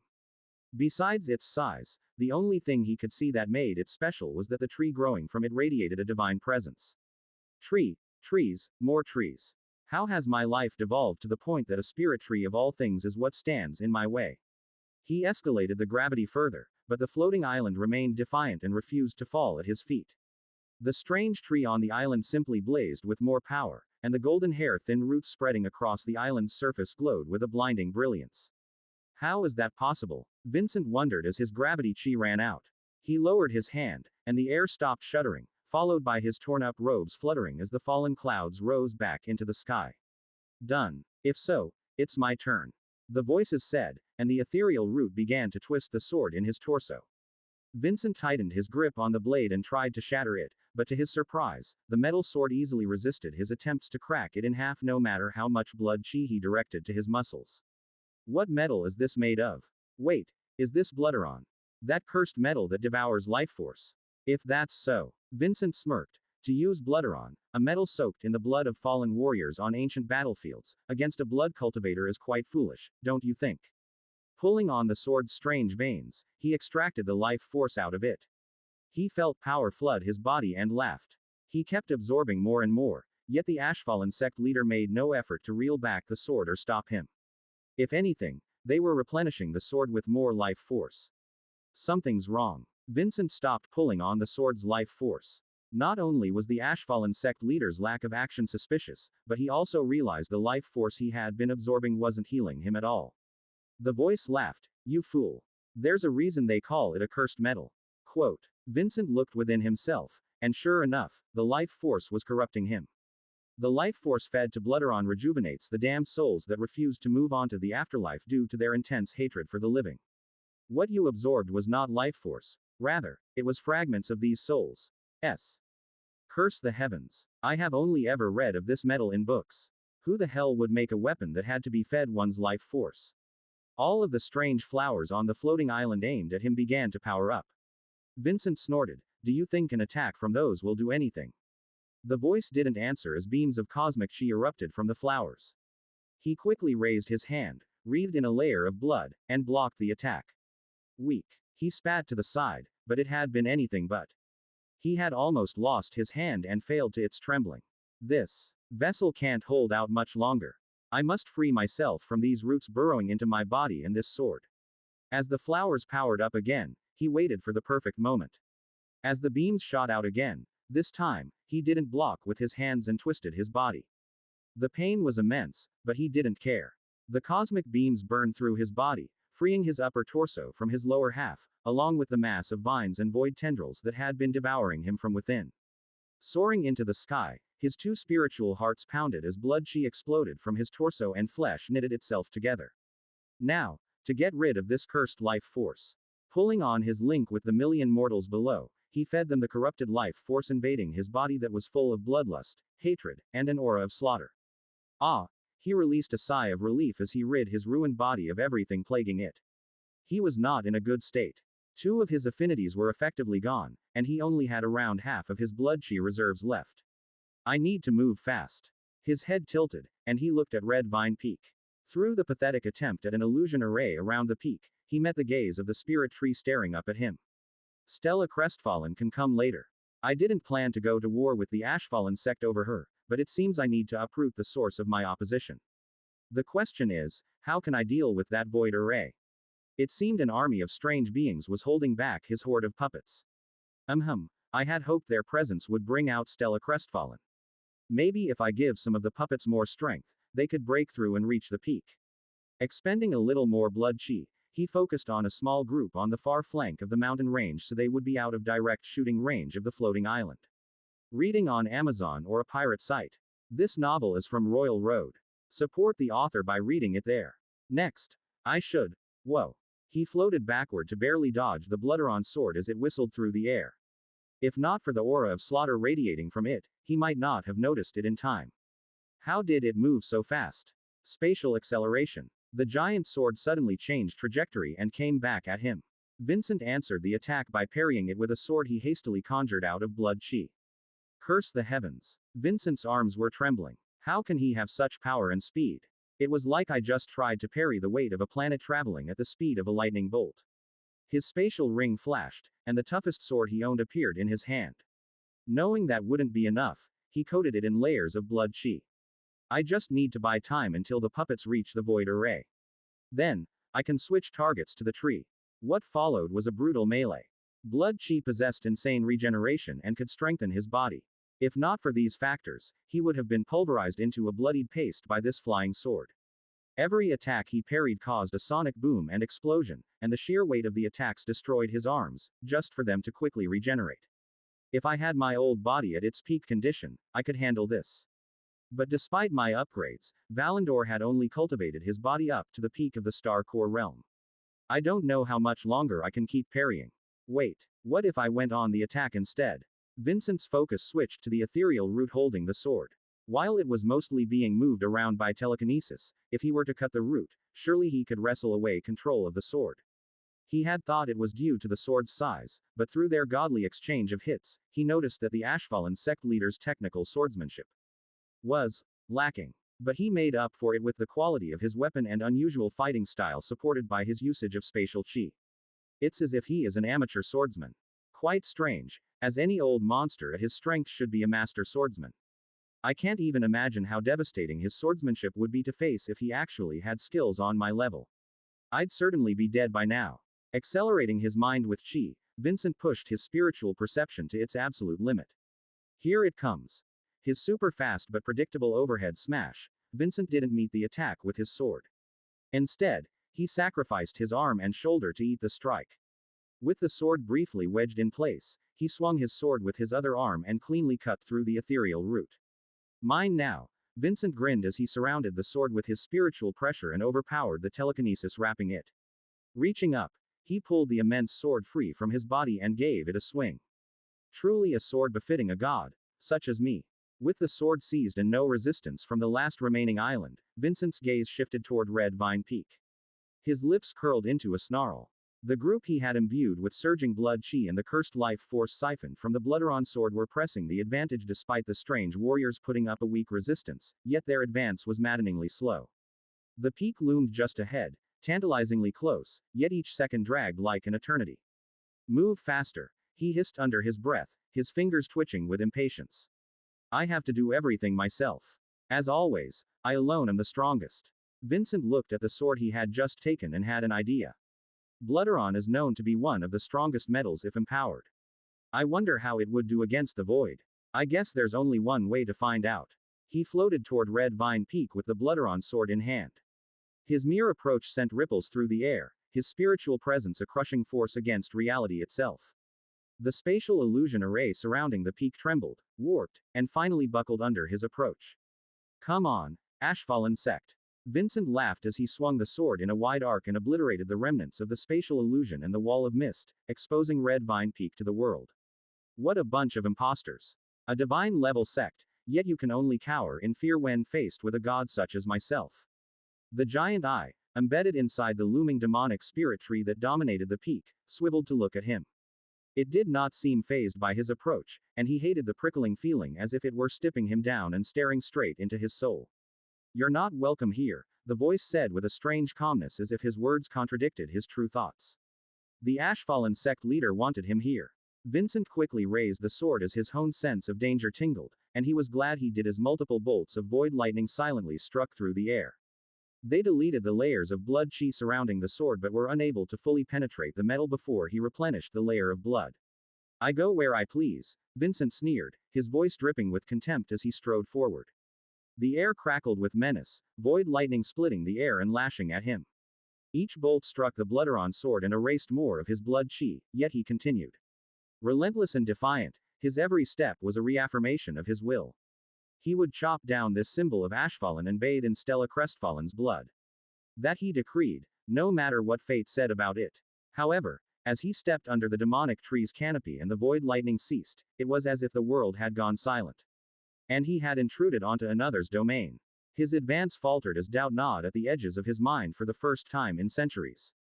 Here, beneath the endless expanse of branches, divine energy coiled around his feet, and that dreaded feeling of chi that gnawed at his body was all around. To make the feeling worse, that darn eye looked down at him with seeming amusement. Somehow, despite the steel of his arrogance, a primal chill spread through his core. I shouldn't be here. Yet, here I am. Standing before a godly tree. Vincent's grip tightened around the handle of the stolen Bloodaron sword. Vincent, you know deep down I won't give you what you came for, the voices said simply. That doubt you feel, listen to it. Turn away. Vincent smirked and kept walking forward. Tell me, O great spirit tree. Are you the leader of the Ashfallen sect? That I am. Are you also the all-seeing eye? The very same. Are you not going to try and kill me? Vincent asked while balancing the giant sword on his shoulder. I will cut you down, you know. Laughter echoed in Vincent's mind. I wouldn't do that if I was you. Vincent snorted and raised the sword like one would an axe. Why not? It would force a being that even I'm careful of to act. Now who's the one lying? Vincent's voice dripped with doubt, his eyes blazing with a furious resolve. Did this spirit tree think such a weak warning would be enough to stop him when he got this far? He reeled back his arms, his muscles bulging. The air itself seemed to tremble as his power surged, tendrils of blood chi wrapping around his blade in a sinister embrace. Your arrogance blinds you. Vincent ignored the voices. As an 8th stage nascent soul realm cultivator, he was the one who bent reality to his will. To hell with fate. Die, you self-proclaimed god that took everything from me. He swung his sword at the tree with a roar that shook the heavens. The sword cleaved through the air, a streak of crimson light, before biting deep into Ashlock's bark with a world-shaking crack. Splinters of black wood exploded outward. The ground quaked under the force of the blow, shockwaves rippling throughout the mountain range. As he drew back the sword, black sap oozed out of the cut like molten tar. He had injured the tree. 3 more swings should do it. Stop. Leave tree alone. Vincent glanced over his shoulder, and his eyes widened. He sniffed the air, and there was no mistaking it. The person standing at the edge of the tree's canopy was none other than Stella Crestfallen. So you finally show yourself. Vincent grinned with relief, and all it took was cutting a tree. If I had known it would be this easy, I wouldn't have gone through all the trouble. Now come to me. I will leave the tree alone once I have your blood. Stella wordlessly walked toward him, each step bringing him closer to achieving his goal. Vincent's lips curled, and he inhaled deeply. The crestfallen bloodline lingered in the air like an intoxicating perfume. His previous doubts and fears were replaced with a hunger that clawed at the edges of his sanity. He wanted to run forward and devour her, but he remained patient. So many plans, so much sacrifice. All for this moment. He was going to savor and enjoy it. Ah, it's better smelling than I could have ever imagined. Stella came within arm's reach, her eyes seemingly lifeless like a doll, but he barely acknowledged her. All he smelled was the succulent bloodline pumping through her veins. His hand shot out, fingers like a steel vice clamping around her slender throat. He was ready to snap her neck, to drain her dry. But then, his grip faltered and fell to his side. The strength in his arms had withered away to nothing as though drained away by an unseen force. What the? Confusion flickered through his mind. His gaze lifted as if sensing the source, and to his surprise, there it was, a squirrel perched on Stella's head. Small, snow white, and utterly unremarkable, so much so that he hadn't even noticed it until now. But now, it was all he could see. The squirrel's golden eyes fluttered open, slow and deliberate, like a primordial deity rising from slumber. A look of pure, unfiltered disdain settled on the squirrel's face as it regarded him, not with fear like he would expect from such a pet, but with the irritation of one forced to deal with a minor inconvenience. Then it spoke, its voice dripping with ancient malice. I hate when foolish mortals force me to act. A chill rippled through Vincent's soul. The hunger fled, replaced by an icy dread that rooted him in place. The squirrel's gaze held him captive, a golden abyss that promised something far worse than death. He suddenly knew, without understanding why, that he was no longer the predator at this moment. He was this squirrel's prey, an ancient being that even the godly leader of the Ashfallen sect feared. C-407. New Beginnings. End of Book 6. Ashlock felt a foreboding breeze rustle his leaves as Maple was awoken from his slumber and stared down at Vincent. He hadn't wanted it to come to this, but he'd been left with no choice but to manipulate Maple into helping him. When he had summoned the Worldwalker confined to the body of a mere squirrel many moons ago, his cultivation had been far too pathetic to have control over such a being. But Maple had offered a pact, one of peaceful coexistence. They wouldn't interfere in each other's business, and when the time came, they were supposed to protect one another.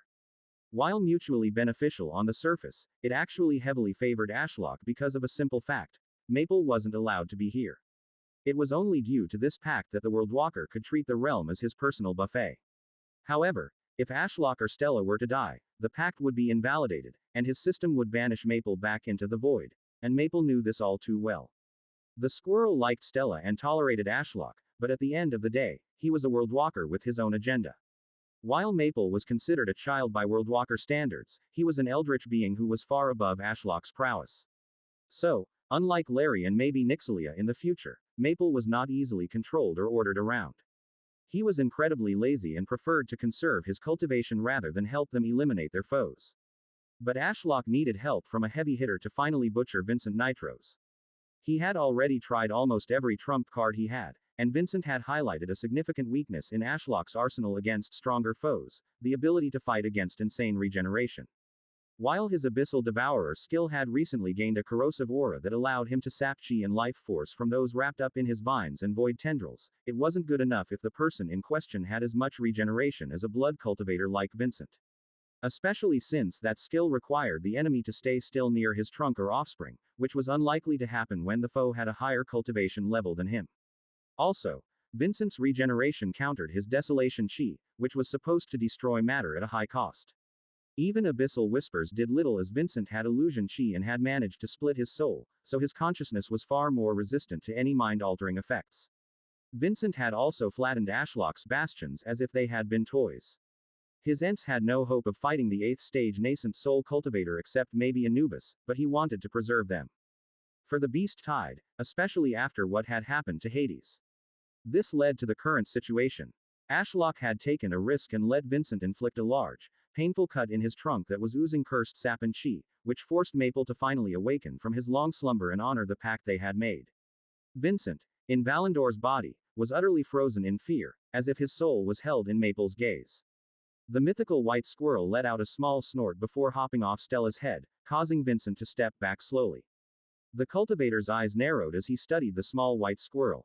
Clearing his throat, Vincent spoke cautiously: "Ancient being, I don't believe there is any malice between us." "You're right, there isn't." Maple's form shimmered, expanding upwards like a puff of smoke until it coalesced into an androgynous figure standing a head shorter than Stella and Vincent. Silken white hair cascaded down his shoulders, crowned by large, tufted ears. He looked up at Vincent, clutching a lush, snow-white squirrel's tail coiled around him like an expensive coat. Despite the height difference and Maple's childlike appearance, he radiated the aura of a dangerous being. His golden eyes gleamed with a predatory glint, shrouded by a tranquil, timeless power. Vincent didn't dare move a muscle, captivated by Maple's gaze, as if looking away would spell his death. Maple's face was utterly emotionless as he reached forward with his slender hand and gently placed the tips of his fingers on Vincent's chest. "I didn't plan to deal with you personally, as I don't like to interfere with the threads of fate," Maple said, his voice smooth yet edged with irritation. "But you just won't give it up." He pushed forward, and his fingers sunk impossibly through Vincent's flesh as if he were made of nothing but blood. "How are you doing that?" "Ah. Stop." Vincent gasped as he looked down. For the first time, Ashlock saw genuine fear in Vincent's eyes. An emotion he didn't know the cultivator could feel as Maple reached into his chest. "I can't," Maple said emotionlessly, as if talking about the weather. "Stopping here would invalidate my pact with this spirit tree. You hurt the one being you shouldn't have, and you also have the desire to kill another that I cannot let you hurt.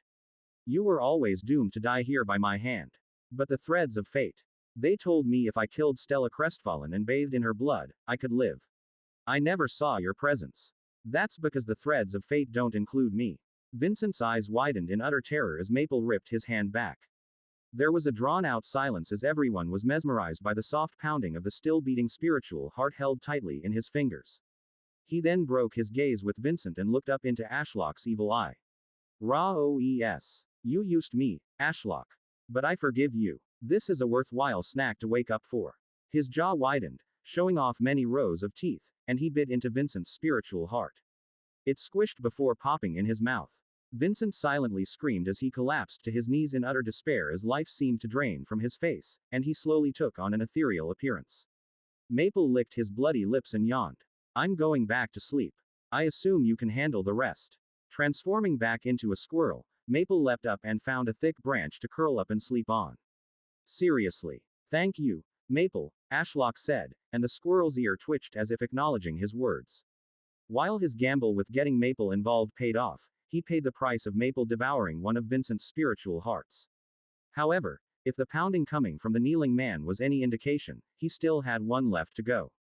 Vincent was not yet dead, just reduced to his infant soul. A state where Ashlock could finally deal with him personally.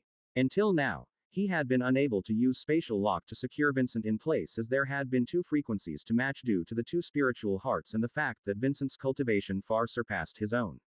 But that had now changed. With the removal of one heart and Vincent being reduced to his weaker nascent soul state, it was time to finally put this enemy to rest.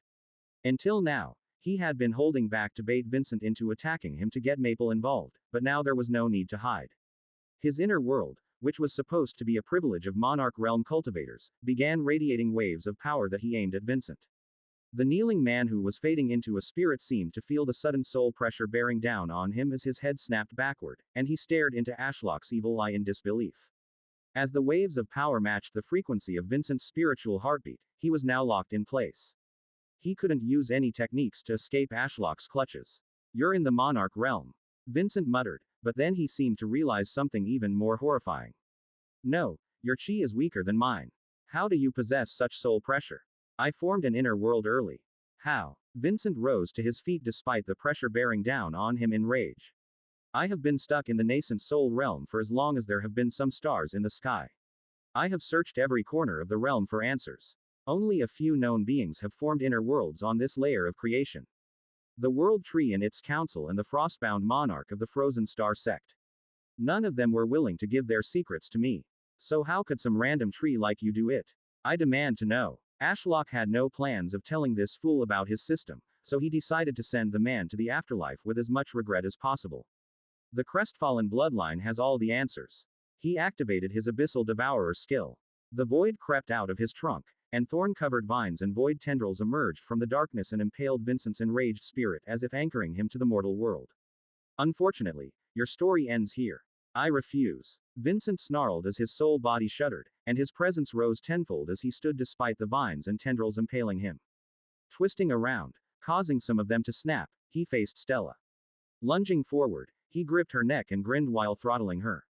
The arrogance to stand so close to me thinking you could live while watching me die. I'm the one who let you live and prosper in my sect. I practically raised you, yet this is how you repay me. Die for me, you bitch. The narrative has been illicitly obtained. Should you discover it on Amazon, report the violation.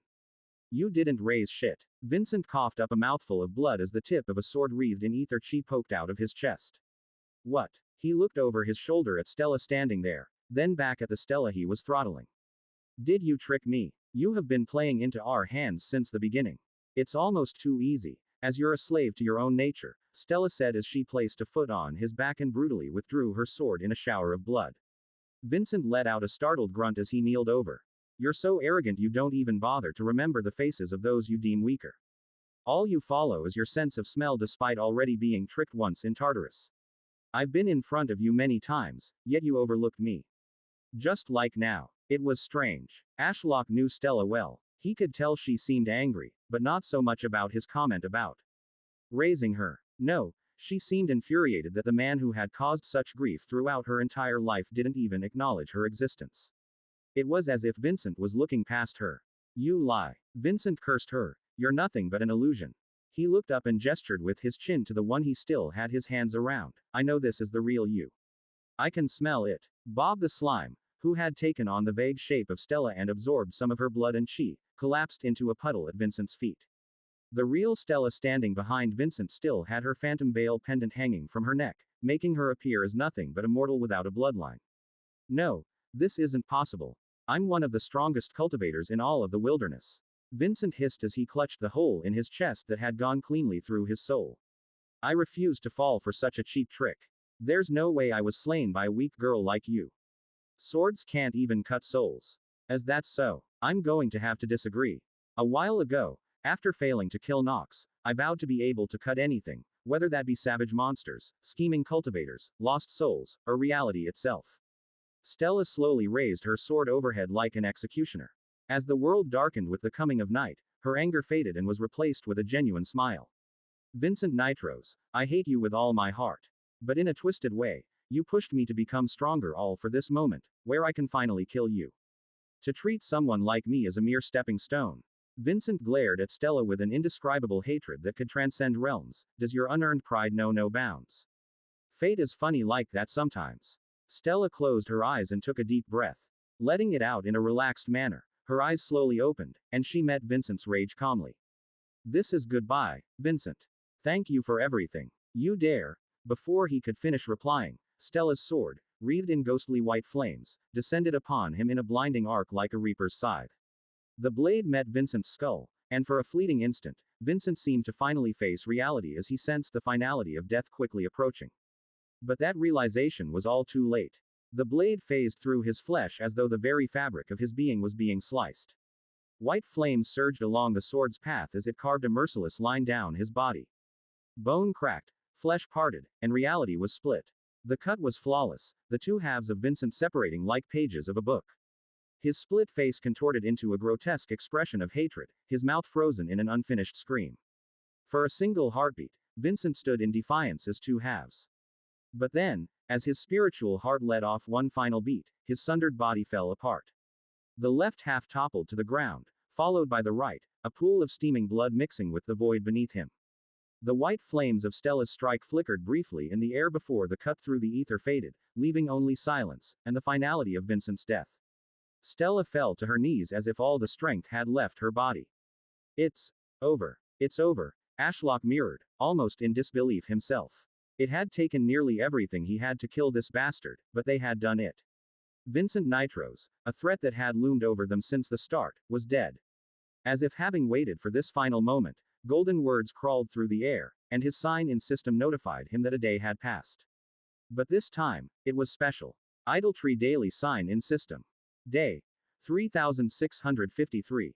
Daily credit 10. Sacrifice credit 3970. Sign in. Congratulations, Ashlock. You have survived 10 years as a tree. Updating. Status screen. Demonic demi-divine tree. Age 10. Nascent soul realm. 5th stage. Soul type. 9 moons desolation. I've spent a whole decade as a tree. Ashlock couldn't believe it as he looked down at Stella, his adopted daughter. They had first met when she had been a terrified 7-year-old, abandoned by her parents and surrounded by servants who had wanted to kill her. He had tried his best to help, but at the time, he had been nothing but a 2-year-old demonic spirit sapling with Devour C, Basic Spirit Sight F, and Basic Meditation F as his only skills. Despite all the enemies and tribulations they had faced in the last decade, they had stuck through it together and made it to this point.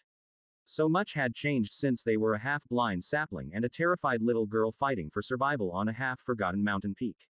Ashlock had transformed Red Vine Peak into the land of a divine-level sect, overseen by a god that was worshipped by millions. He had exploded in power, reaching the mid-stages of the nascent soul realm, forming an inner world, and comprehending many DAOs while expanding his reach across the realm. Meanwhile, Stella was nearing the nascent soul realm herself, and she'd gained a new affinity and understood her bloodline on a deeper level. But more importantly than any of that, under his ever-expanding canopy, he had worked hard to create a place for the both of them. Now, Stella finally had people she could depend on and a safe place she could call home. Tree, are you still there? Yes, Stella, I'm here. Thank you for letting me have the final blow. She looked at him, her bright smile stained by a tear rolling down her cheek. You hurt yourself to force Maple to take out one of Vincent's hearts, right? And then you restrained him and drained him so he would be weak enough for me to kill. Ashlock sighed. Figured me out, huh? In truth, it would have been a struggle and a massive waste of the chi he was using to try and hold back the beast tide right now to kill Vincent all by himself. But if it had come down to it, he could have killed Vincent without the help of Maple. But Vincent wasn't his demon to be slain. It was Stella's. Thank you, Tree. She wiped the tears of relief flowing down her face, for raising me, feeding me, protecting me, everything. Stella reached into the pool of blood at her feet and pulled out the Bloodaron sword. Holding it up with both hands, she presented it to him, and happy birthday. Ashlock reached forward with an ethereal root and gently wrapped it around her hands and the sword's handle. A more gruesome birthday celebration than I was expecting, Ashlock chuckled, but I wouldn't trade it for the world. To his surprise, his system chimed in when he held the sword. This Bloodaron sword has absorbed the lingering vengeful spirit of Vincent Nitros. If fostered, the sword will gain an ego and be able to grow in power alongside its owner. Do you wish to name this soul sword? Ashlock found it rather amusing that Vincent had felt so enraged during his death, he had refused to move on. Repeating what his system had told him to Stella, she thought for a second before suggesting, the Sword of New Beginnings. I like that, Ashlock said. It sure fit the occasion, as while the beast tide was bearing down on them, the slaying of Vincent felt like the end of an era. Name recorded. A new section has been added to your status screen. Soul Weapons. The Sword of New Beginnings. Since the sword's ego is yet to manifest, its current grade and potential are unknown. Ashlock acknowledged the system messages before dismissing them. There was something he needed to say. I'm sorry this is our first time doing this, but. Happy 17th birthday, Stella. Ashlock paused. I would give you your present, but Elder Mo is still making it. Stella smirked as she withdrew her hand from his sword handle. With a flash of silver, she brought out the sword she had just used to kill Vincent from her spatial ring. That was when Ashlock realized he had shattered her sword a week ago, so she could not still possess it. Unless this was a new one. The sword you used to kill Vincent. Yep. Stella beamed. It was your birthday gift. I couldn't wait, so I paid Elder Mo a visit and got it early. She balanced it on her shoulder and did a twirl, her short hair lifting briefly and showing off the maple leaf earrings he had gifted her all those years ago. How do I look? Like a daughter I can be proud of. Stella groaned. That's such a lame dad answer. Ashlock chuckled as she dismissed the sword and wandered over to the bench under his canopy. She looked at the rather unremarkable bench for a few seconds before slothfully lying on it and stretching out like a satisfied cat. She let off one of the longest yawns he had ever heard. Good night, Tree, she murmured. Sleep well, Ashlock replied as she drifted off to sleep with a blissful smile. As much as he wanted to sleep as well under the 9 moons, there was much cleanup to be done. His void tendrils and vines wrapped around what was left of Vincent's body, devouring it for credits and chi, which he both desperately needed. As the credits and chi flooded in, he looked to the distant horizon. While it was seemingly safe and peaceful now with Vincent dead, the raging storm all around was a constant reminder of the impending doom. I will need to upgrade a few skills to ensure this beast tide is an opportunity rather than the end of the Ashfallen sect. Ashlock mused but then paused as he heard a rustling in his leaves. Harbinger of the Eternal Ash. Larry SS has completed his evolution. Master, you're hurt, the voice of his guardian beast roared out like an angered god. Who did it? Where is Vincent? This servant shall reduce that vermin to ash. Hush, Larry, you'll wake up Stella. Ashlock sighed. The battle, it's already over. You missed it. It's over. His faithful guardian said in disbelief. Yeah, Ashlock replied with a hint of pride, we won the battle. He looked to the heavens, but not the war. There's still much to be done until we can relax in true peace. Larry, I hope you're hungry because there's an all-you-can-eat buffet on the way. The only question is whether we are the devourers or the helpless prey. Larry fully emerged from Ashlock's canopy in all his radiant glory and hung his head low. I failed you today, Master. But on my life, I swear, his voice was low and foreboding as he spoke in the ancient tongue and raised his head to look at him. His eyes glowed with a divine power, and his halo of ash spun with certainty. Even if the heavens were to fall upon us, I would defend you and Stella until my last ash. Ashlock swiveled his eye to look at Stella. Her chest rose and fell, and her light breath played with a strand of hair as she blissfully slept, unaware of Larry's conviction. Raising an ethereal root, he moved the strand away from her mouth. Thanks, Larry. Your loyalty has been boundless since the day the system united us, Ashlock said as he looked at his most loyal guardian. It's not easy, but it's for brief moments of peace like this that are worth fighting for. C408. Interlude Conversing with a God Tree, start of Book 7. The chairman of the Celestial Empire strode through a hallway of twisted golden wood with 2 attendants in tow. They had followed him for centuries but kept a cautious distance, lest they wanted to be crushed by his monarch realm's soul. Pressure radiating off him, causing the air around him to shimmer with rage. The trio had just left a meeting with the council, and things had gotten heated. Chairman, what are we going to do? At this rate, your hold on Empiria will fall, which will cause a civil war throughout the Celestial Empire. Vera. The chairman paused and glared at the woman trailing behind him. You really believe I can lose control over Empiria? The capital city of the empire that I rule. I do, Chairman, Vera fearlessly replied and bowed. She was an ethereal beauty well known for her deep wisdom and insight. As much as he wanted to ignore her words, he wasn't such a prideful fool to believe he was above the advice of others. Kalian. He asked the bronze-skinned warrior at her side, do you mirror Vera's thoughts? The man briefly glanced between them before reluctantly nodding. I do, my lord. Why? The chairman inquired, earning a frown from Vera. Speak freely. Kalian awkwardly coughed into his hand. Ahem, well, while you founded the Celestial Empire and come from a bloodline known to nurture the world tree, your cultivation has stalled in recent centuries, allowing the leaders of the other factions to catch up. The man paused as if trying to choose his following words carefully. Furthermore, it has to be said that your intense focus on the Crestfallen project over anything else brought your leadership into question, and even worse. The chairman raised a brow. What could be even worse? Your relationship with the world tree, Vera chimed in, clearly frustrated at Kalian being questioned over her. They have begun to question your control over her. The chairman clicked his tongue and fell into thought. In a way, he had been asking Kalian in hopes of getting a different answer. Perhaps an untrodden path forward. Unfortunately, it was as he feared. Vera nodded at his reaction. Chairman, they know, and your reaction to the Crestfallen project falling through only highlighted it further. The winds of change are already blowing.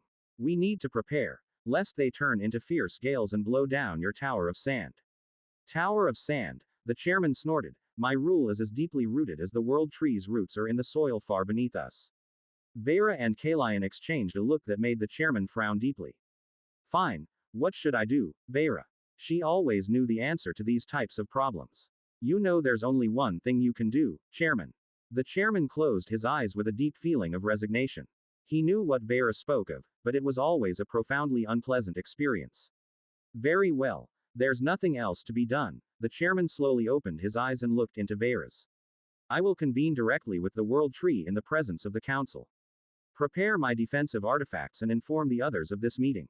I will cultivate and mentally prepare in the meantime. Both of his attendants bowed and left to fulfill his orders. The chairman stared down the now empty corridor before turning and leaving himself. There was much to prepare, as one did not simply step into the inner world of a monarch realm being such as the world tree, especially one that was understandably antagonistic toward him, and expect to survive. When was the last time we spoke?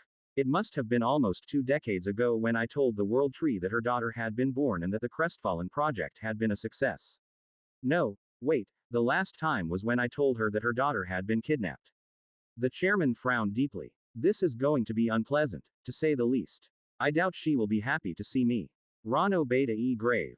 Weeks passed, and the time to converse with the world tree quickly approached. The chairman stood alongside many council members on a floating island of Empiria that was around halfway up the world tree's heaven-piercing trunk. As burrowing into the world tree's bark was almost impossible, Empiria was initially built around the tree's roots. As Empiria's population exploded due to the safety from the beast tides provided by the world tree, they had to seek new land. As space on the ground was limited, they built upwards. Grand spires rose toward the heavens, but that wasn't enough. Only with the invention of spatial gates was true expansion possible, with cities sprouting up on the world tree's vast branches and later floating islands between them. Many centuries ago, the immense population around the world tree became too hard for the chairman alone to manage. He split the Celestial Empire into sections and entrusted his close aides at the time to rule over them. The chairman stood on the edge of the floating island and looked down at the Celestial Empire. On the surface, it seemed as vibrant and prosperous as ever.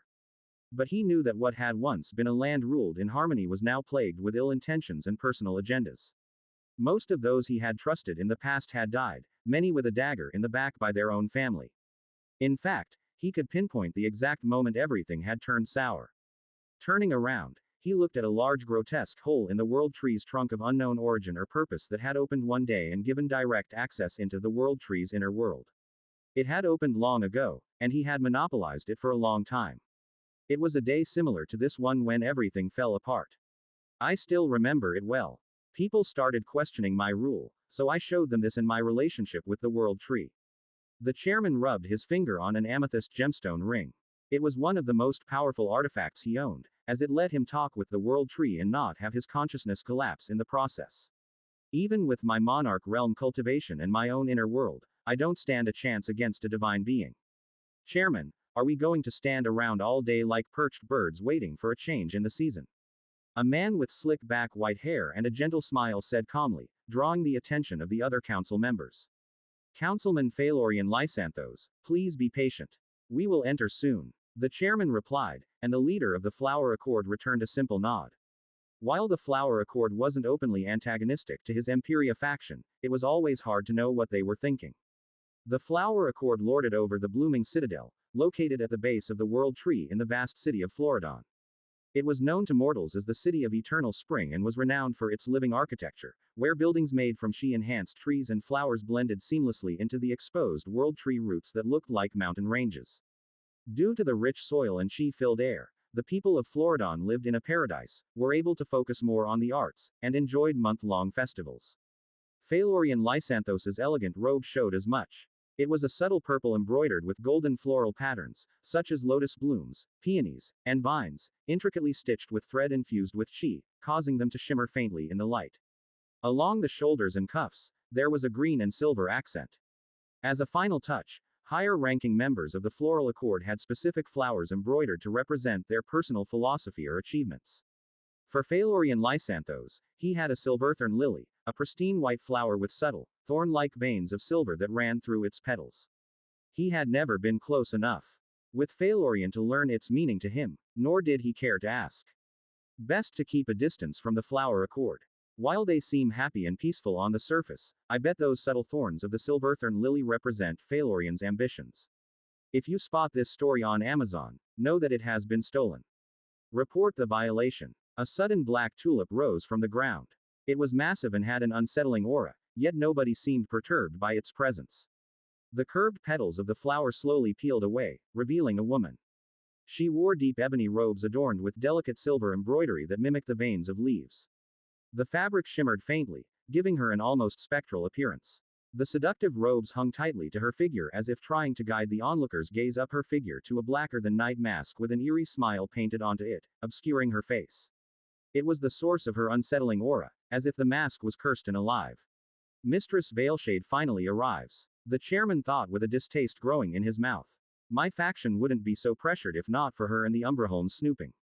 While he had control over the Eternal Pursuit Pavilion, an information guild he had founded in his youth, a more brutal competitor for information exchange had arisen out of Umbraholm.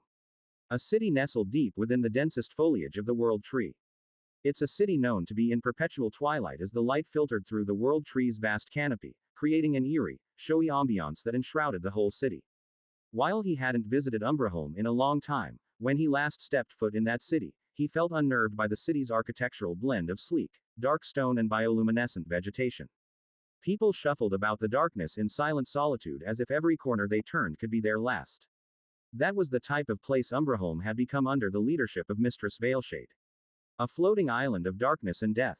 Sorry, I'm late, Mistress Veilshade said as she stepped off her flower, which withered to dust in her wake. Now that we are all here, let's not waste any more time. The chairman declared with a slight edge of spite in his tone as he glared at Mistress Veilshade before walking past her and taking the lead. Always such a warm welcome, Chairman. Mistress Veilshade laughed, her voice ever so slightly distorted by her mask as she joined the other council members following him into the tear in the World Tree's bark. The chairman ignored her, focusing entirely on the upcoming meeting with the World Tree.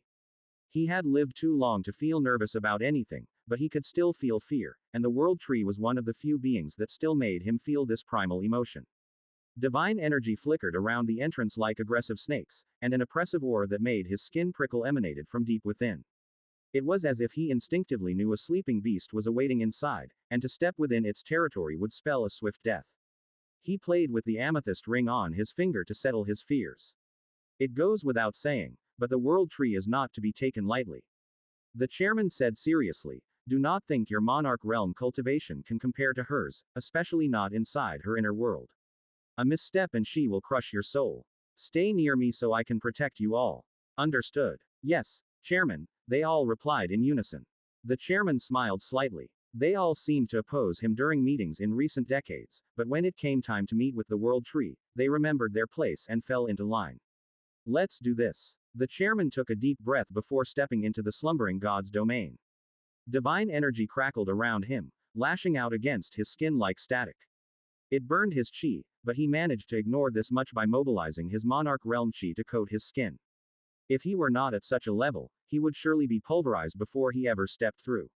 A blinding kaleidoscopic light enveloped his vision as he felt himself step through to somewhere new. The fresh air around the world tree was replaced with the heavy scent of ancient rain, blooming flowers, and earth as old as time itself. The oppressive aura of abundant life washed over the chairman as he fully stepped into the world tree's inner world. No matter how often he came here, it was a life-changing sight. He was standing on a glowing bridge made of interwoven golden roots. The roots pulsed with a gentle light, like the veins of a living being, toward a central point. Yet he couldn't help but have his gaze drawn toward the sky. Above him was a vast canopy of floating shimmering leaves that appeared translucent, like stained glass. Yet within them, miniature worlds thrived, purple forests of poisonous flora, chaotic oceans of darkness, and ice volcanoes. Anything one could imagine could be found in these worlds. As he watched them, the chairman wasn't sure why, but he knew the world tree didn't control these worlds. These leaves simply served as a window into their existence, as if she wanted to watch over them from afar. Though as if appreciating the world tree's interest, motes of chi, like colorful snowfall, fell from the canopy of worlds and joined rivers of soft auroras that wove through grand spires of crystalline trees that rose from the abyss on either side of the bridges. The place was further illuminated by lazy clouds of stars, pulsing like radiant orbs in the sky. After absorbing the greatness of creation for a moment, the chairman returned his focus to the central point of this realm. It's where the ruler of this place resided, at the end of the golden bridge. Sitting upon a throne of branches and roots was the avatar of the world tree's soul.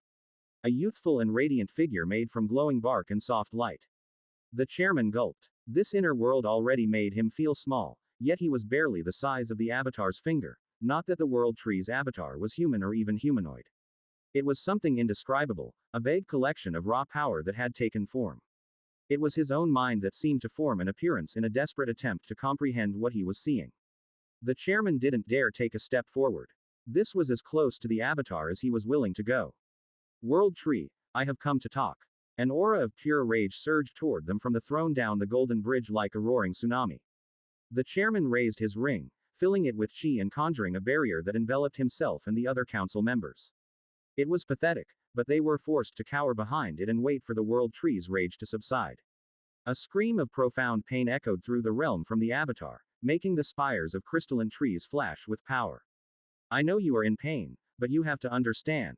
The chairman choked on his words as the scream ceased and the world tree's intense gaze landed on him. Defensive artifacts activated, stopping his body from being crushed into a pulp. His consciousness, however, quaked as the world tree spoke, not in words but in meaning.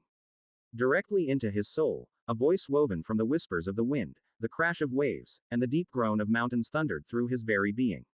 I have no need to speak with dead mortals. The words appeared in his mind, built from flashes of intense emotions from the world tree. The chairman smiled awkwardly. These were words he received from a being he had helped raise and had known for longer than the celestial empire had stood tall. World tree, I am alive, am I not? Why do you condemn me as dead? You misunderstand and exploit my kindness, the avatar said, standing and looming over them like a titan. You puny mortals drink my sap to extend your pathetic lives, thinking I can't fight back. Well, that ends soon. She can fight back, Mistress Veilshade said without hiding the fear and astonishment in her voice. Mother Nature would never do such a thing, Phalorian said before pausing, right? The chairman raised his hand, silencing the chatter between them. While the world tree was old and timeless, it was sometimes immature and easy to read. He had a sinking feeling about the world tree's plan, but he had to confirm it. World tree, We protect you from the beast tides. If we were to die, so would you. Tell us, what do the threads of fate say about our futures? Death under 1,000 fangs, and your corpses will be ripped to shreds by 1,000 claws. The chairman's eyes narrowed. Death by so many fangs and claws. That could only be in reference to the beast tide. You're bringing it here. Are you a fool? If we die at the hands of the beasts, you will be next. Ancient laughter boomed through the space, shattering the purple shield they were still cowering behind. I'm a true immortal being. Even if I were to die at the claws of the beasts I draw here, I would be reborn again. Such is the endless cycle. Meanwhile, your deaths will be gruesome and, most importantly, permanent. Tell her to stop this madness, Chairman. Phalorian Lysanthos demanded. To bring the beast tide here, that's insane. The beast tides have always avoided this place. We aren't prepared for it. I can't stop her. The chairman admitted through gritted teeth. The only hope is if we get Stella crestfallen back. Foolish mortal, the world tree bellowed as a root of blinding power erupted from the ground before her like a pillar of light. Stop trying to use my daughter to control me. She is destined to save me, not serve as your hostage. The chairman grimaced. And how do you know that? Because we share the same blood, the world tree said as the blinding root glowing with power fell down before her, crashing into the bridge and destroying it in a wave. Run! The chairman shouted, but the seasoned cultivators around him were already on the move. Their monarch realm souls hummed with power as they teleported using various techniques to escape the world tree's inner world. The world seemed to explode around them as they barely managed to make it through the tear, returning to the world outside the world tree. What in the 9 realms was that? Phalorian Lysanthos shouted, his usual calm and peaceful demeanor gone. The beast tide is coming here. Floridon is on the ground and will be the first hit. I refuse this. Don't worry, we should have 3 more years, the chairman said, trying to calm him down. Oh, Chairman, you don't know. Mistress Veilshade said with some amusement. I don't know what, he snapped. Now wasn't the time for her games. The beast tide, Mistress Veilshade tilted her head in apparent amusement, it's already on the move. Sources say it's nearing the Blood Lotus sect. You know, the last known location of your precious little experiment. C-409. Business deal. Tiberius, who originally hailed from the Celestial Empire, stood before a window overlooking Nightshade City. While the capital city of the Tainted Cloud sect was nothing compared to the city's back home, a storm like no other thundered over the landscape, sending rain trails running down the window and blanketing the land in a cold fog. Large man-made airships loomed just below the clouds, some simply floating while others dipped down to dock with the surface. How are the evacuations proceeding? Tiberius asked those seated behind him without turning around. We have been allocated the most airships out of the 5 cities in the Tainted Cloud sect, but there is no possible way for us to transport every mortal who has forked over the Yinxi coins for a ticket to the new lands. Tiberius closed his eyes to try and calm the rage that brewed in his chest. And why is that, Sage Advisor? With all due respect, Celestial Warden, it's the same issue we discussed before. This aggressive storm prevents the usage of smaller airships as the turbulent winds. Excuses. Tiberius roared as he punched the window before him, causing it to crack but not break as the silver light of defensive formations activating danced across its surface. Those mortals put their trust in us to get them and their families out of here alive. Do I make myself clear? But this duty should fall to the ruling noble families, not us. It seems you have forgotten that the ruling family was annihilated by the Ashfallen sect not too long ago. Tiberius glared over his shoulder at the sage advisor, making the old man shrink into his chair. So the duty falls to us. Now, be honest, it's not that this storm prevents smaller ships. The wind cultivators don't believe it is worth their chi to protect a smaller ship that can carry fewer people. Right. The sage advisor gulped before slowly nodding. I believe that is the reason. His voice was small and timid, truly pathetic. I'm putting you personally in charge of getting those ships here. Give those wind cultivators extra pay or threaten them if necessary. I care as little about the mortals as the rest of you, but our reputation is on the line here. Like it or not, the mortals contribute significantly to the Eternal Pursuit Pavilion's realm-spanning trade and information network. In frustration, Tiberius sighed and pinched the bridge of his nose. Listen. The beast tide is closing in and fast. If you don't get it done, I will strip you of your position. The sage advisor abruptly stood as if his chair was on fire and bowed so deeply his forehead touched the table. I will strive not to disappoint you again, Celestial Warden. Good. You are dismissed, Tiberius said, returning his focus to the land beyond the window, and waved the man off. He heard the pushing back of a chair and shuffling of feet as the man took his leave. A small sigh escaped Tiberius's lips. The last few days had been mayhem. The storm that blanketed the city had seemed a little intense for a random winter storm at first, but he never would have suspected it was the prelude to the beast tide coming 3 years earlier than anticipated. Such a thing had never occurred before, and they weren't prepared for it. Beast tides were predictable and consistent. There was sometimes a deviation of a few months, but 3 whole years. Something significant had changed on a scale he didn't operate at. All he could do was focus on what he could affect directly, which happened to be anything involving the Eternal Pursuit Pavilion. Celestial Warden, a gem pendant holder with a strange spider monster in tow, is waiting in the Jade Sentinel's bounty hunting hall. Tiberius froze up. Gem pendant holders were incredibly rare, especially out here in the wilderness. A person was only appointed a gem pendant holder if they were or had deep connections to cultivators or organizations that could threaten the Eternal Pursuit Pavilion's existence. Such people were treated as VIPs with the utmost respect, but this one was more unique than the others. A spider, you say? Is it silver? The attendant who had poked their head in through the door as the sage advisor left nodded. Yes. Does it have a crown of horns? And a halo of ash orbiting it? The attendant confirmed. Then, it can only be one person, Stella crestfallen. A girl with the backing of a divine-level sect that was willing to wipe out an ancient war family because they hurt her. What is such a person doing here now with her divine-level pet? There's one more person with them, the attendant added, a little girl with white flowers growing in her hair. Bring them up here. Pardon. Tiberius looked at the attendant weirdly. Did I stutter? Bring the 3 of them here. Oh, yes, sorry. I will get them right away. If you will excuse me, the attendant bowed a few times as they exited and closed the door. The rest of you are dismissed, Tiberius said to the other sage advisors who had quietly observed the meeting thus far. They all exchanged a strange glance as there were still many important things to discuss and little time to do so. The meeting is adjourned for now. Take a break, and we will continue it later this evening. Rano Beta ES. Despite their reluctant expressions, they all stood.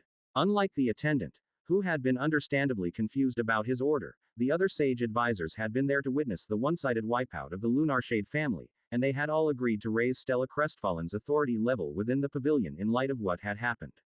It had been a temporary measure at first while they gauged the true strength of the Ashfallen sect, but if recent reports of the Blood Lotus sect's situation were anything to go by.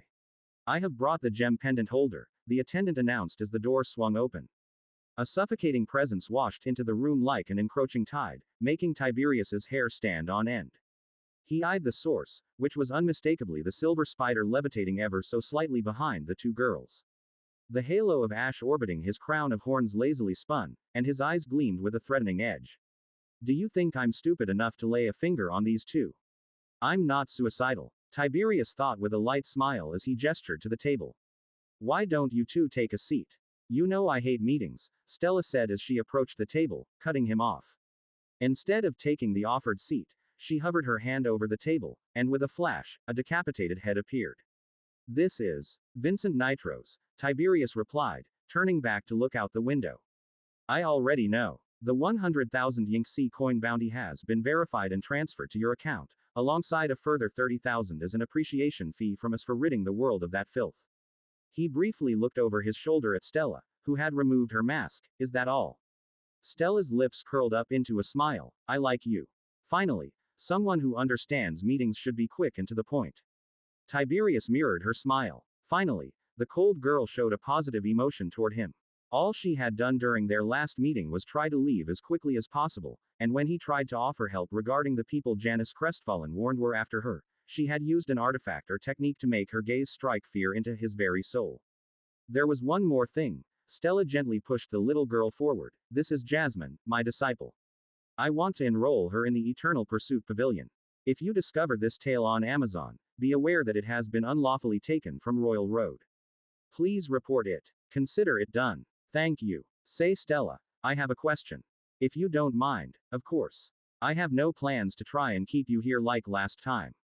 As if to further his point, he put his hands in the pockets of his robes. Never again would he try and forcefully stop her from leaving by placing a hand on her shoulder. Stella hummed in response, her interest clearly fading away like a summer breeze. But Tiberius had to sat his curiosity. It was part of his job as one of the many leaders of the most significant information gathering organization. What is the Ashfallen sect's plan moving forward with the beast tide approaching?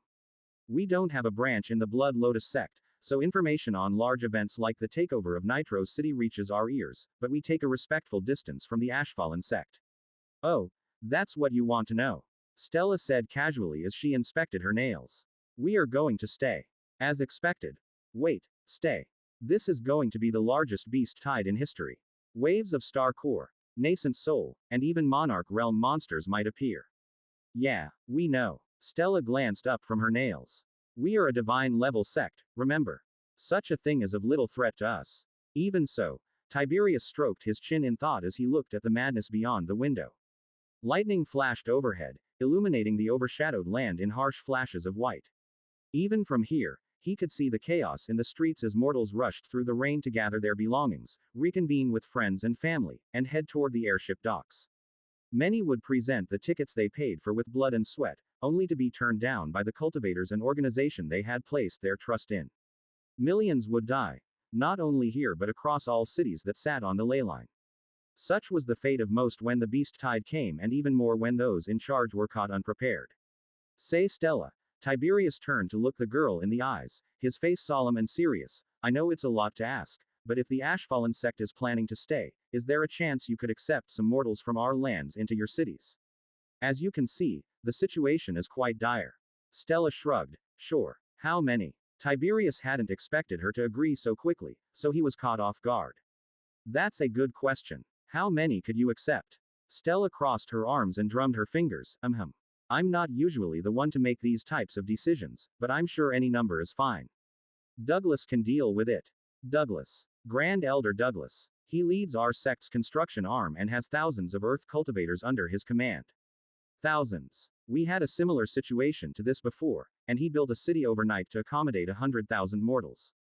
Built a city overnight. Tiberius was in disbelief. Just how much chi would that have taken?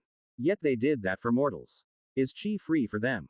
I see. Tiberius eventually said, well, there are around 7 million mortals in Nightshade City, and we only have the capacity to move around 500,000 of them on airships to a temporary shelter we are building in the chi-less land between the ley lines. 6.5 million mortals. Stella slowly nodded. We can do it, but only if we get 1 Yingxi coin per person. You want to be paid 6.5 million Yingxi coins. That would make you one of, if not the richest single person in the entire pavilion. I don't know if I can approve of such a payment. Tiberius sat at the table, and Stella followed. Sorry, give me a moment to think. Stella leaned back in the chair and crossed her legs on the table. Take all the time you need. Tiberius ignored her antics and tapped his foot under the table as he tried to picture the deal in his head. First, I need to get approval from the Celestial Empire to transfer so many Yingxi coins. It's a reasonable price, considering the sheer scale of the operation. An unfathomable number of airships would be needed to transfer the people, and I doubt they have enough housing for all of them, so Grand Elder Douglas would have to mobilize his 1,000 Earth cultivators to hastily construct a city on the same scale as Nightshade City.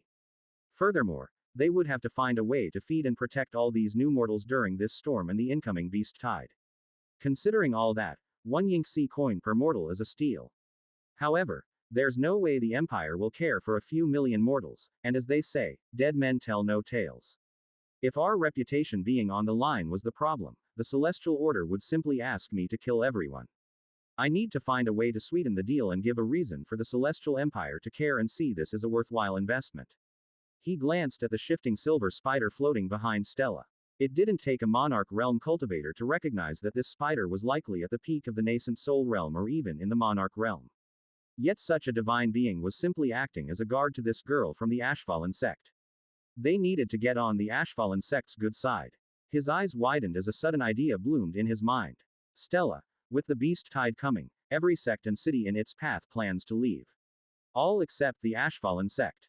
So, Stella frowned. This entire area of the wilderness will become a blind spot for the pavilion as branches of the pavilion are abandoned alongside the cities. This is a big problem as we will be unable to monitor the beast tide closely, and while we are gone, more daring organizations may move in and gain control once the beast tide has passed. You see, Vincent Nitros was the one who originally drove the pavilion out of the Blood Lotus sect, but with him dead. His eyes flickered to the decapitated head on the table before returning to Stella. There's an opportunity for us to expand back into that area. I don't think the Ashfallen sect would be too thrilled to have. Please, Tiberius said with sincerity, if you let us build a branch of the pavilion within your sect's domain, I might be able to convince the higher-ups to agree to this deal. I will overlook the new branch personally and ensure it doesn't overstep its boundaries. Fine, but you can't set up near us, Stella said adamantly. Then where would be possible? Nitro City should be fine. Stella said casually, as if talking about the weather. We have taken it over and established complete control after wiping out the Nitro's family. It's basically the second capital city of our lands now after Darklight City. Far enough away from us that we are unlikely to have a problem while still being close enough that we can keep an eye on you. That could work. I'll ask the Celestial Order what they think. Tiberius rose from his seat. Stella used telekinesis to turn her chair around and jumped up from it with a skip in her step. Just send the result of the decision to my pendant. She waved the gem-encrusted artifact that cost tens of thousands of Yingxi coins over her head as if it were something cheap. I have some Yingxi coins to go and spend. With that, she left. The door closed behind them with a satisfying click, leaving him alone in his expansive office. Tiberius chuckled. She's a strange one indeed. Shaking his head, he walked through his office toward his desk as the room flashed every few steps due to the distant lightning. Sitting down, he slotted his pendant into his communication artifact and prepared himself. Here goes nothing. Inserting his chi, he was surprised to see the chairman was the one to answer the call personally. I was just about to call you, the chairman said sternly. I need you to find and capture a girl named Stella Crestfallen. She has blonde hair and pink eyes. But be careful. Over a dozen of our enforcers died moments after making contact with her. Tiberius blinked and couldn't help but glance at the closed door on the other side of the room that Stella had just left out of. May I ask why you are asking me in particular to hunt down this girl? She was last seen in the Blood Lotus sect, and you are the nearest celestial warden to that location. The chairman leaned in closer, his face taking up the entire projection. Find her and quickly. The fate of the Celestial Empire depends on it. A dozen enforcers died going after her. Tiberius gave himself a mental pat on the back for having the foresight to treat her respectfully. I wonder if the Ashfallen sect might be even more fearsome than the Celestial Empire. Tiberius was a man of business and caution. Leaning back in his chair, he crossed his fingers and looked deep in thought. He had no plans of exposing his knowledge of Stella. He might have done it a few minutes ago, but their meeting just now had confirmed she wielded far more influence than he could have imagined. She was too important to keep as an ally. So what if the fate of the Celestial Empire depended on it? He couldn't give a rat's ass about the Empire.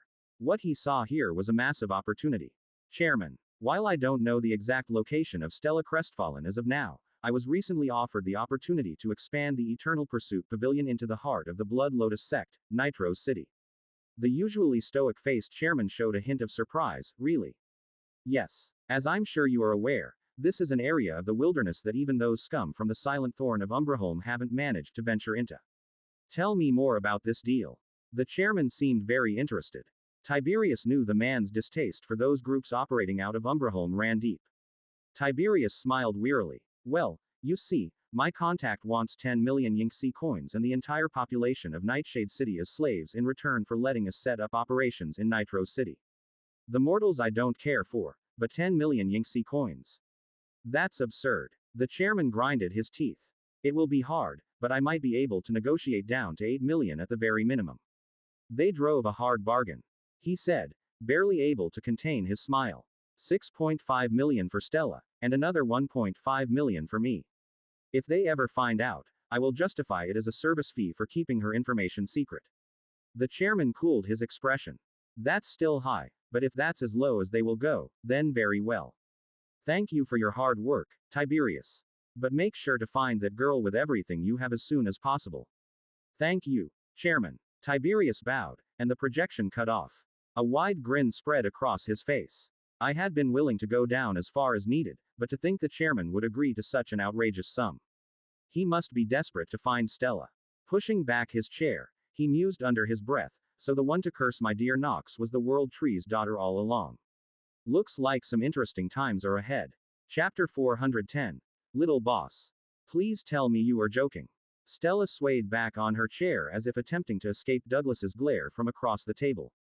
The broad-shouldered man caused the table to creak as he leaned on it with the full weight of his arms like tree trunks planted firmly before him.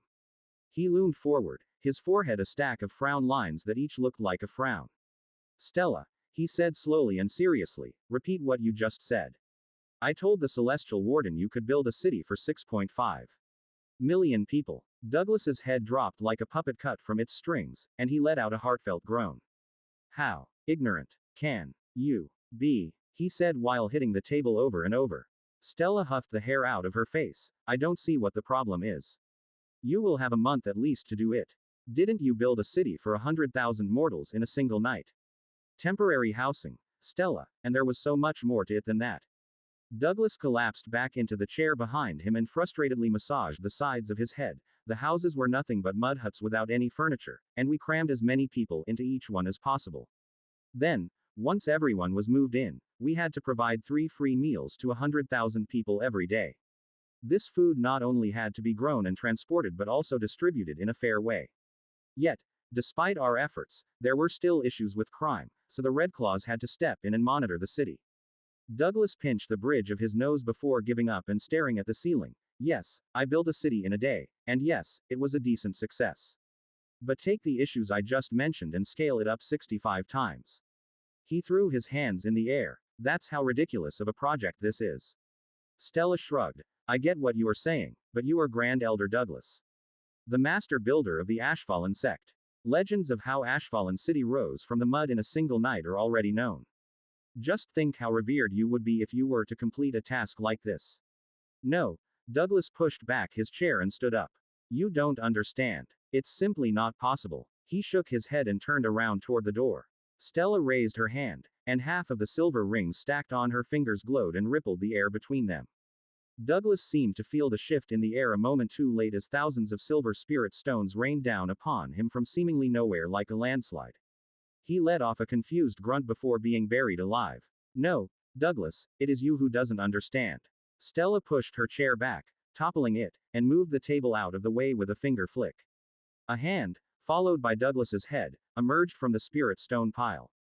The red-faced man took one look at Stella approaching, and it seemed to silence whatever words of anger were brewing in his throat. She picked up one of the stones near his head and rolled it between her fingers. These are just a fraction of the spirit stones I got for 200,000 Yinxi coins. A sum of money I got for turning in Vincent Nitrose's head and for selling loads of pills to the pavilion.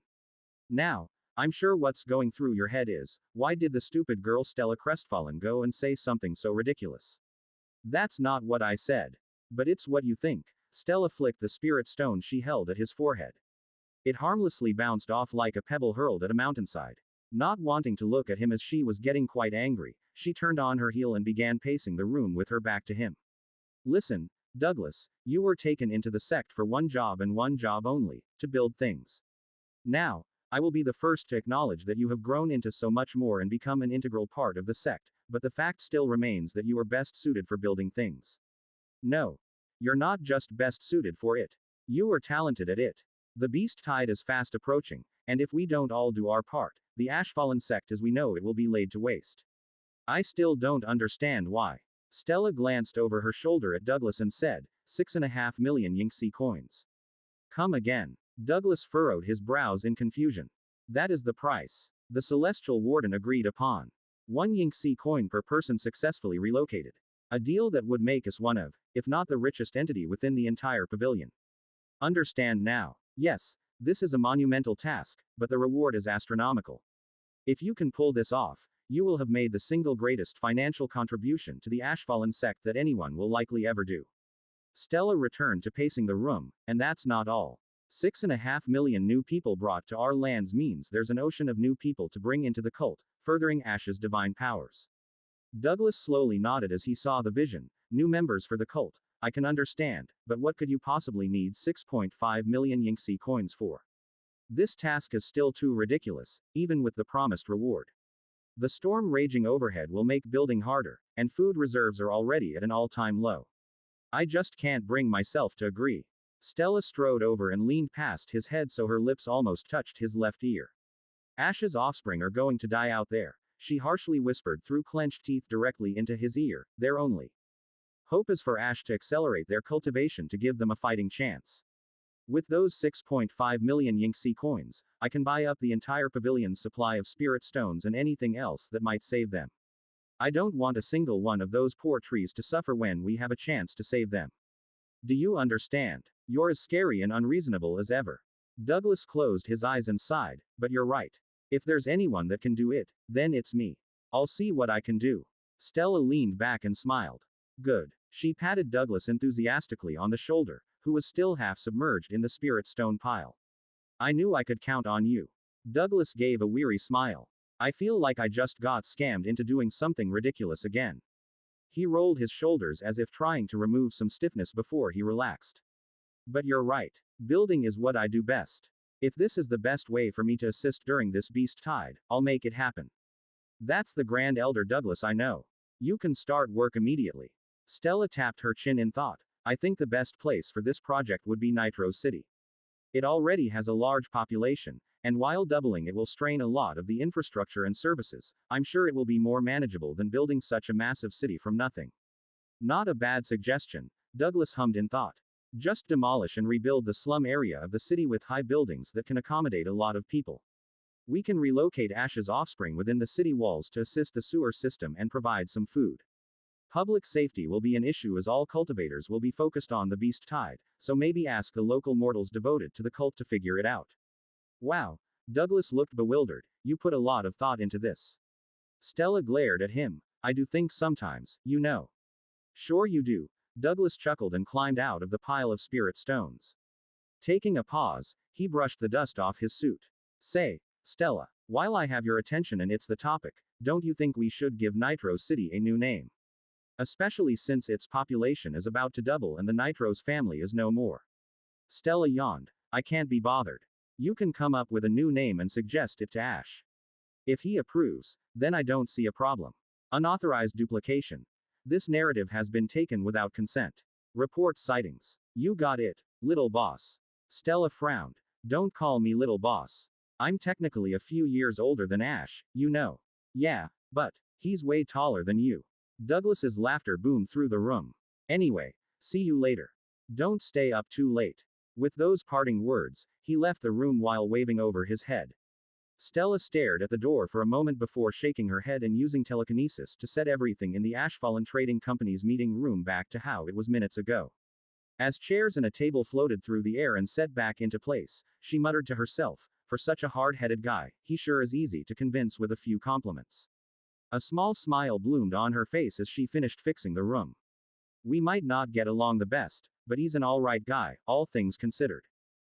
Ashlock awoke from a long dream on the dawn of the 7th day since Vincent Nitros had died on Red Vine Peak.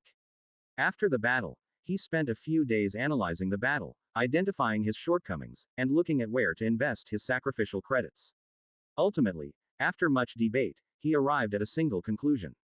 The factor holding him back wasn't his weak bastions, ents, followers, or summons. It was his own cultivation stage.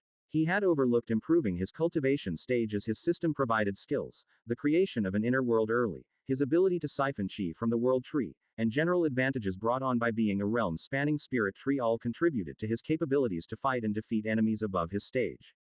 Factors that had made him arrogant. Vincent Nitros, who wasn't even in the Monarch realm, had given him so much trouble.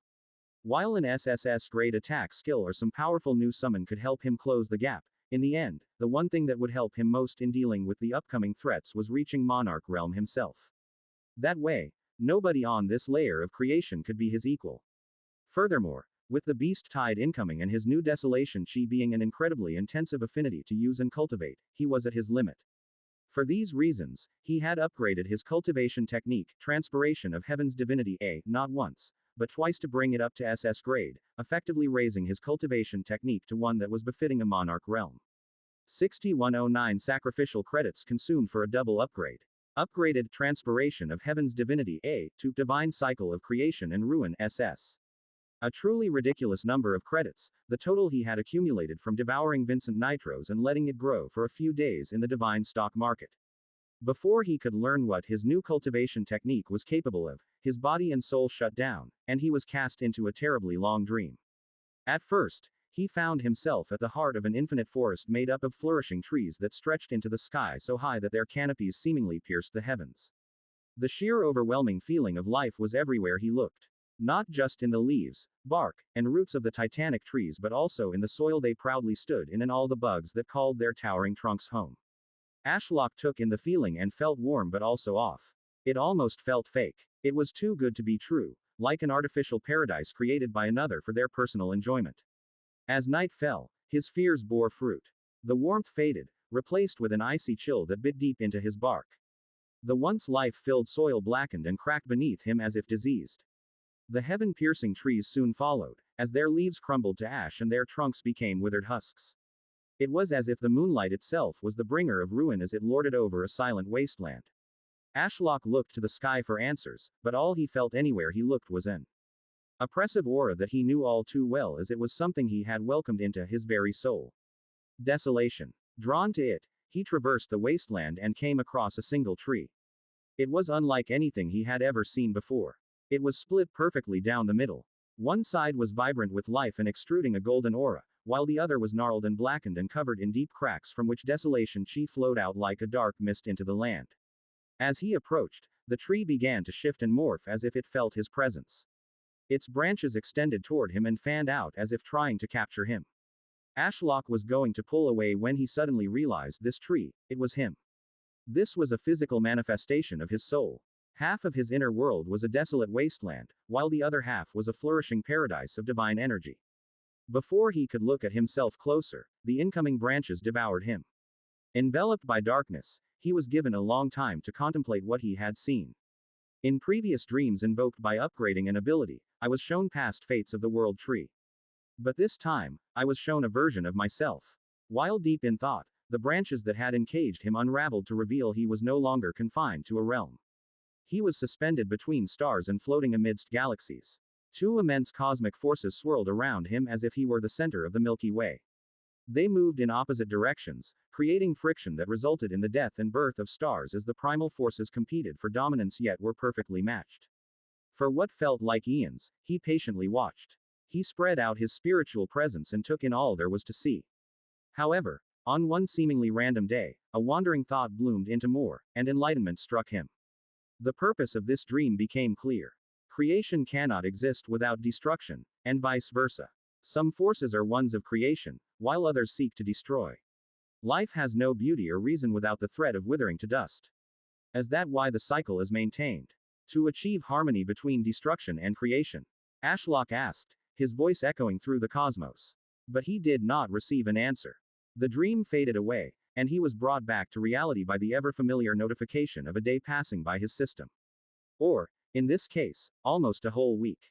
Idletree daily sign in system. Day 3660. Daily credit 4. Sacrifice credit 265. Sign in. 4 days have passed since I spent everything I had to upgrade my cultivation technique. Ashlock dismissed the notification. Yet, another popped up right after. You have unlocked your third ever skill to go above the S-grade skill, and like the others, it's a game changer. Thus far, you have had a simple give and take relationship with your offspring.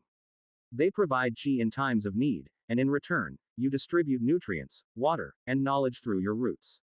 Ashlock liked the direction this was taking. He had long sought a way to harness and improve his relationship with his offspring. So what's changed? For starters, you have comprehended harmony Tao. The understanding that for there to be destruction, there also has to be creation.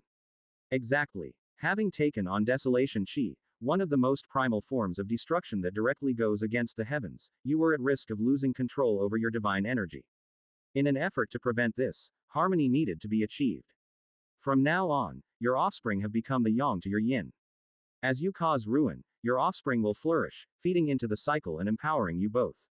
As you inflict your will upon the world, reducing it to dust, your offspring will rise from the ashes, reclaiming what was lost for you. That sounds quite strong, Ashlock mused, so the more I fight back against the beast tide, the stronger my offspring and I will become. All so long as harmony is maintained. Yes, but that's not all. The connection to all your offspring has vastly improved to the point they are almost extensions of yourself. You will still need to use Progeny Dominion S for direct control and to use system abilities through one, but you can take in chi and easily redistribute it to them, and they can do the same. Will my offspring still maintain their own affinities? Of course, but now they will be so much more. Because of this upgrade, they can switch between empowering their own affinities with either Desolation Dao or Harmony Dao. When using Desolation Dao, their destructive capabilities in all aspects will be amplified. Meanwhile, when using Harmony Dao, it will enhance their regrowth and defensive capabilities. Ashlock hummed to himself as he mulled over what the system had told him. Overall, he believed he had made the correct choice to do the double upgrade. Not only would his own cultivation rate be greatly increased, but his offspring would now be able to wield more of his power and even protect themselves more. If only I had some spare chi on hand right now to power them up with. I'm still so pressured with keeping up the defensive lines against the beast tide. Tree, you're awake. Ashlock honed in on Stella's house, which was built on a lush meadow bordering the desolation. Morning, Stella. Why do you look smug? Hey, I have something to show you. Stella clicked her fingers, and her large living room filled with shining spirit stones. I thought you might need these. You know, she winked, to save your offspring. I did, Ashlock replied. His system just informed him that he could more easily redistribute chi to his offspring than ever before. While that wasn't new, he now had a very dire reason to do so. How did you know? My thousands of brothers and sisters suddenly seemed different, more aware and connected than ever before. Their hunger for chi is felt throughout the land, and I felt their intense desire to grow. Stella leaned back and put her feet up. I put 2 and 2 together, and here we are.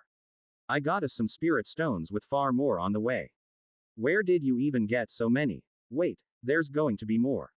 Stella smirked. Yeah, so I might have conducted a little deal with the Celestial Warden, you see. We build him a city and let him move in, and we get millions of Yingxi coins. Ashlock was briefly distracted by the shiny spirit stones, but he caught something he didn't like the sound of. You will allow the Celestial Warden to move in. What if he meets Nixalia or sees Nox? Stella's smirk faltered, and she sat up. True. I didn't think of that.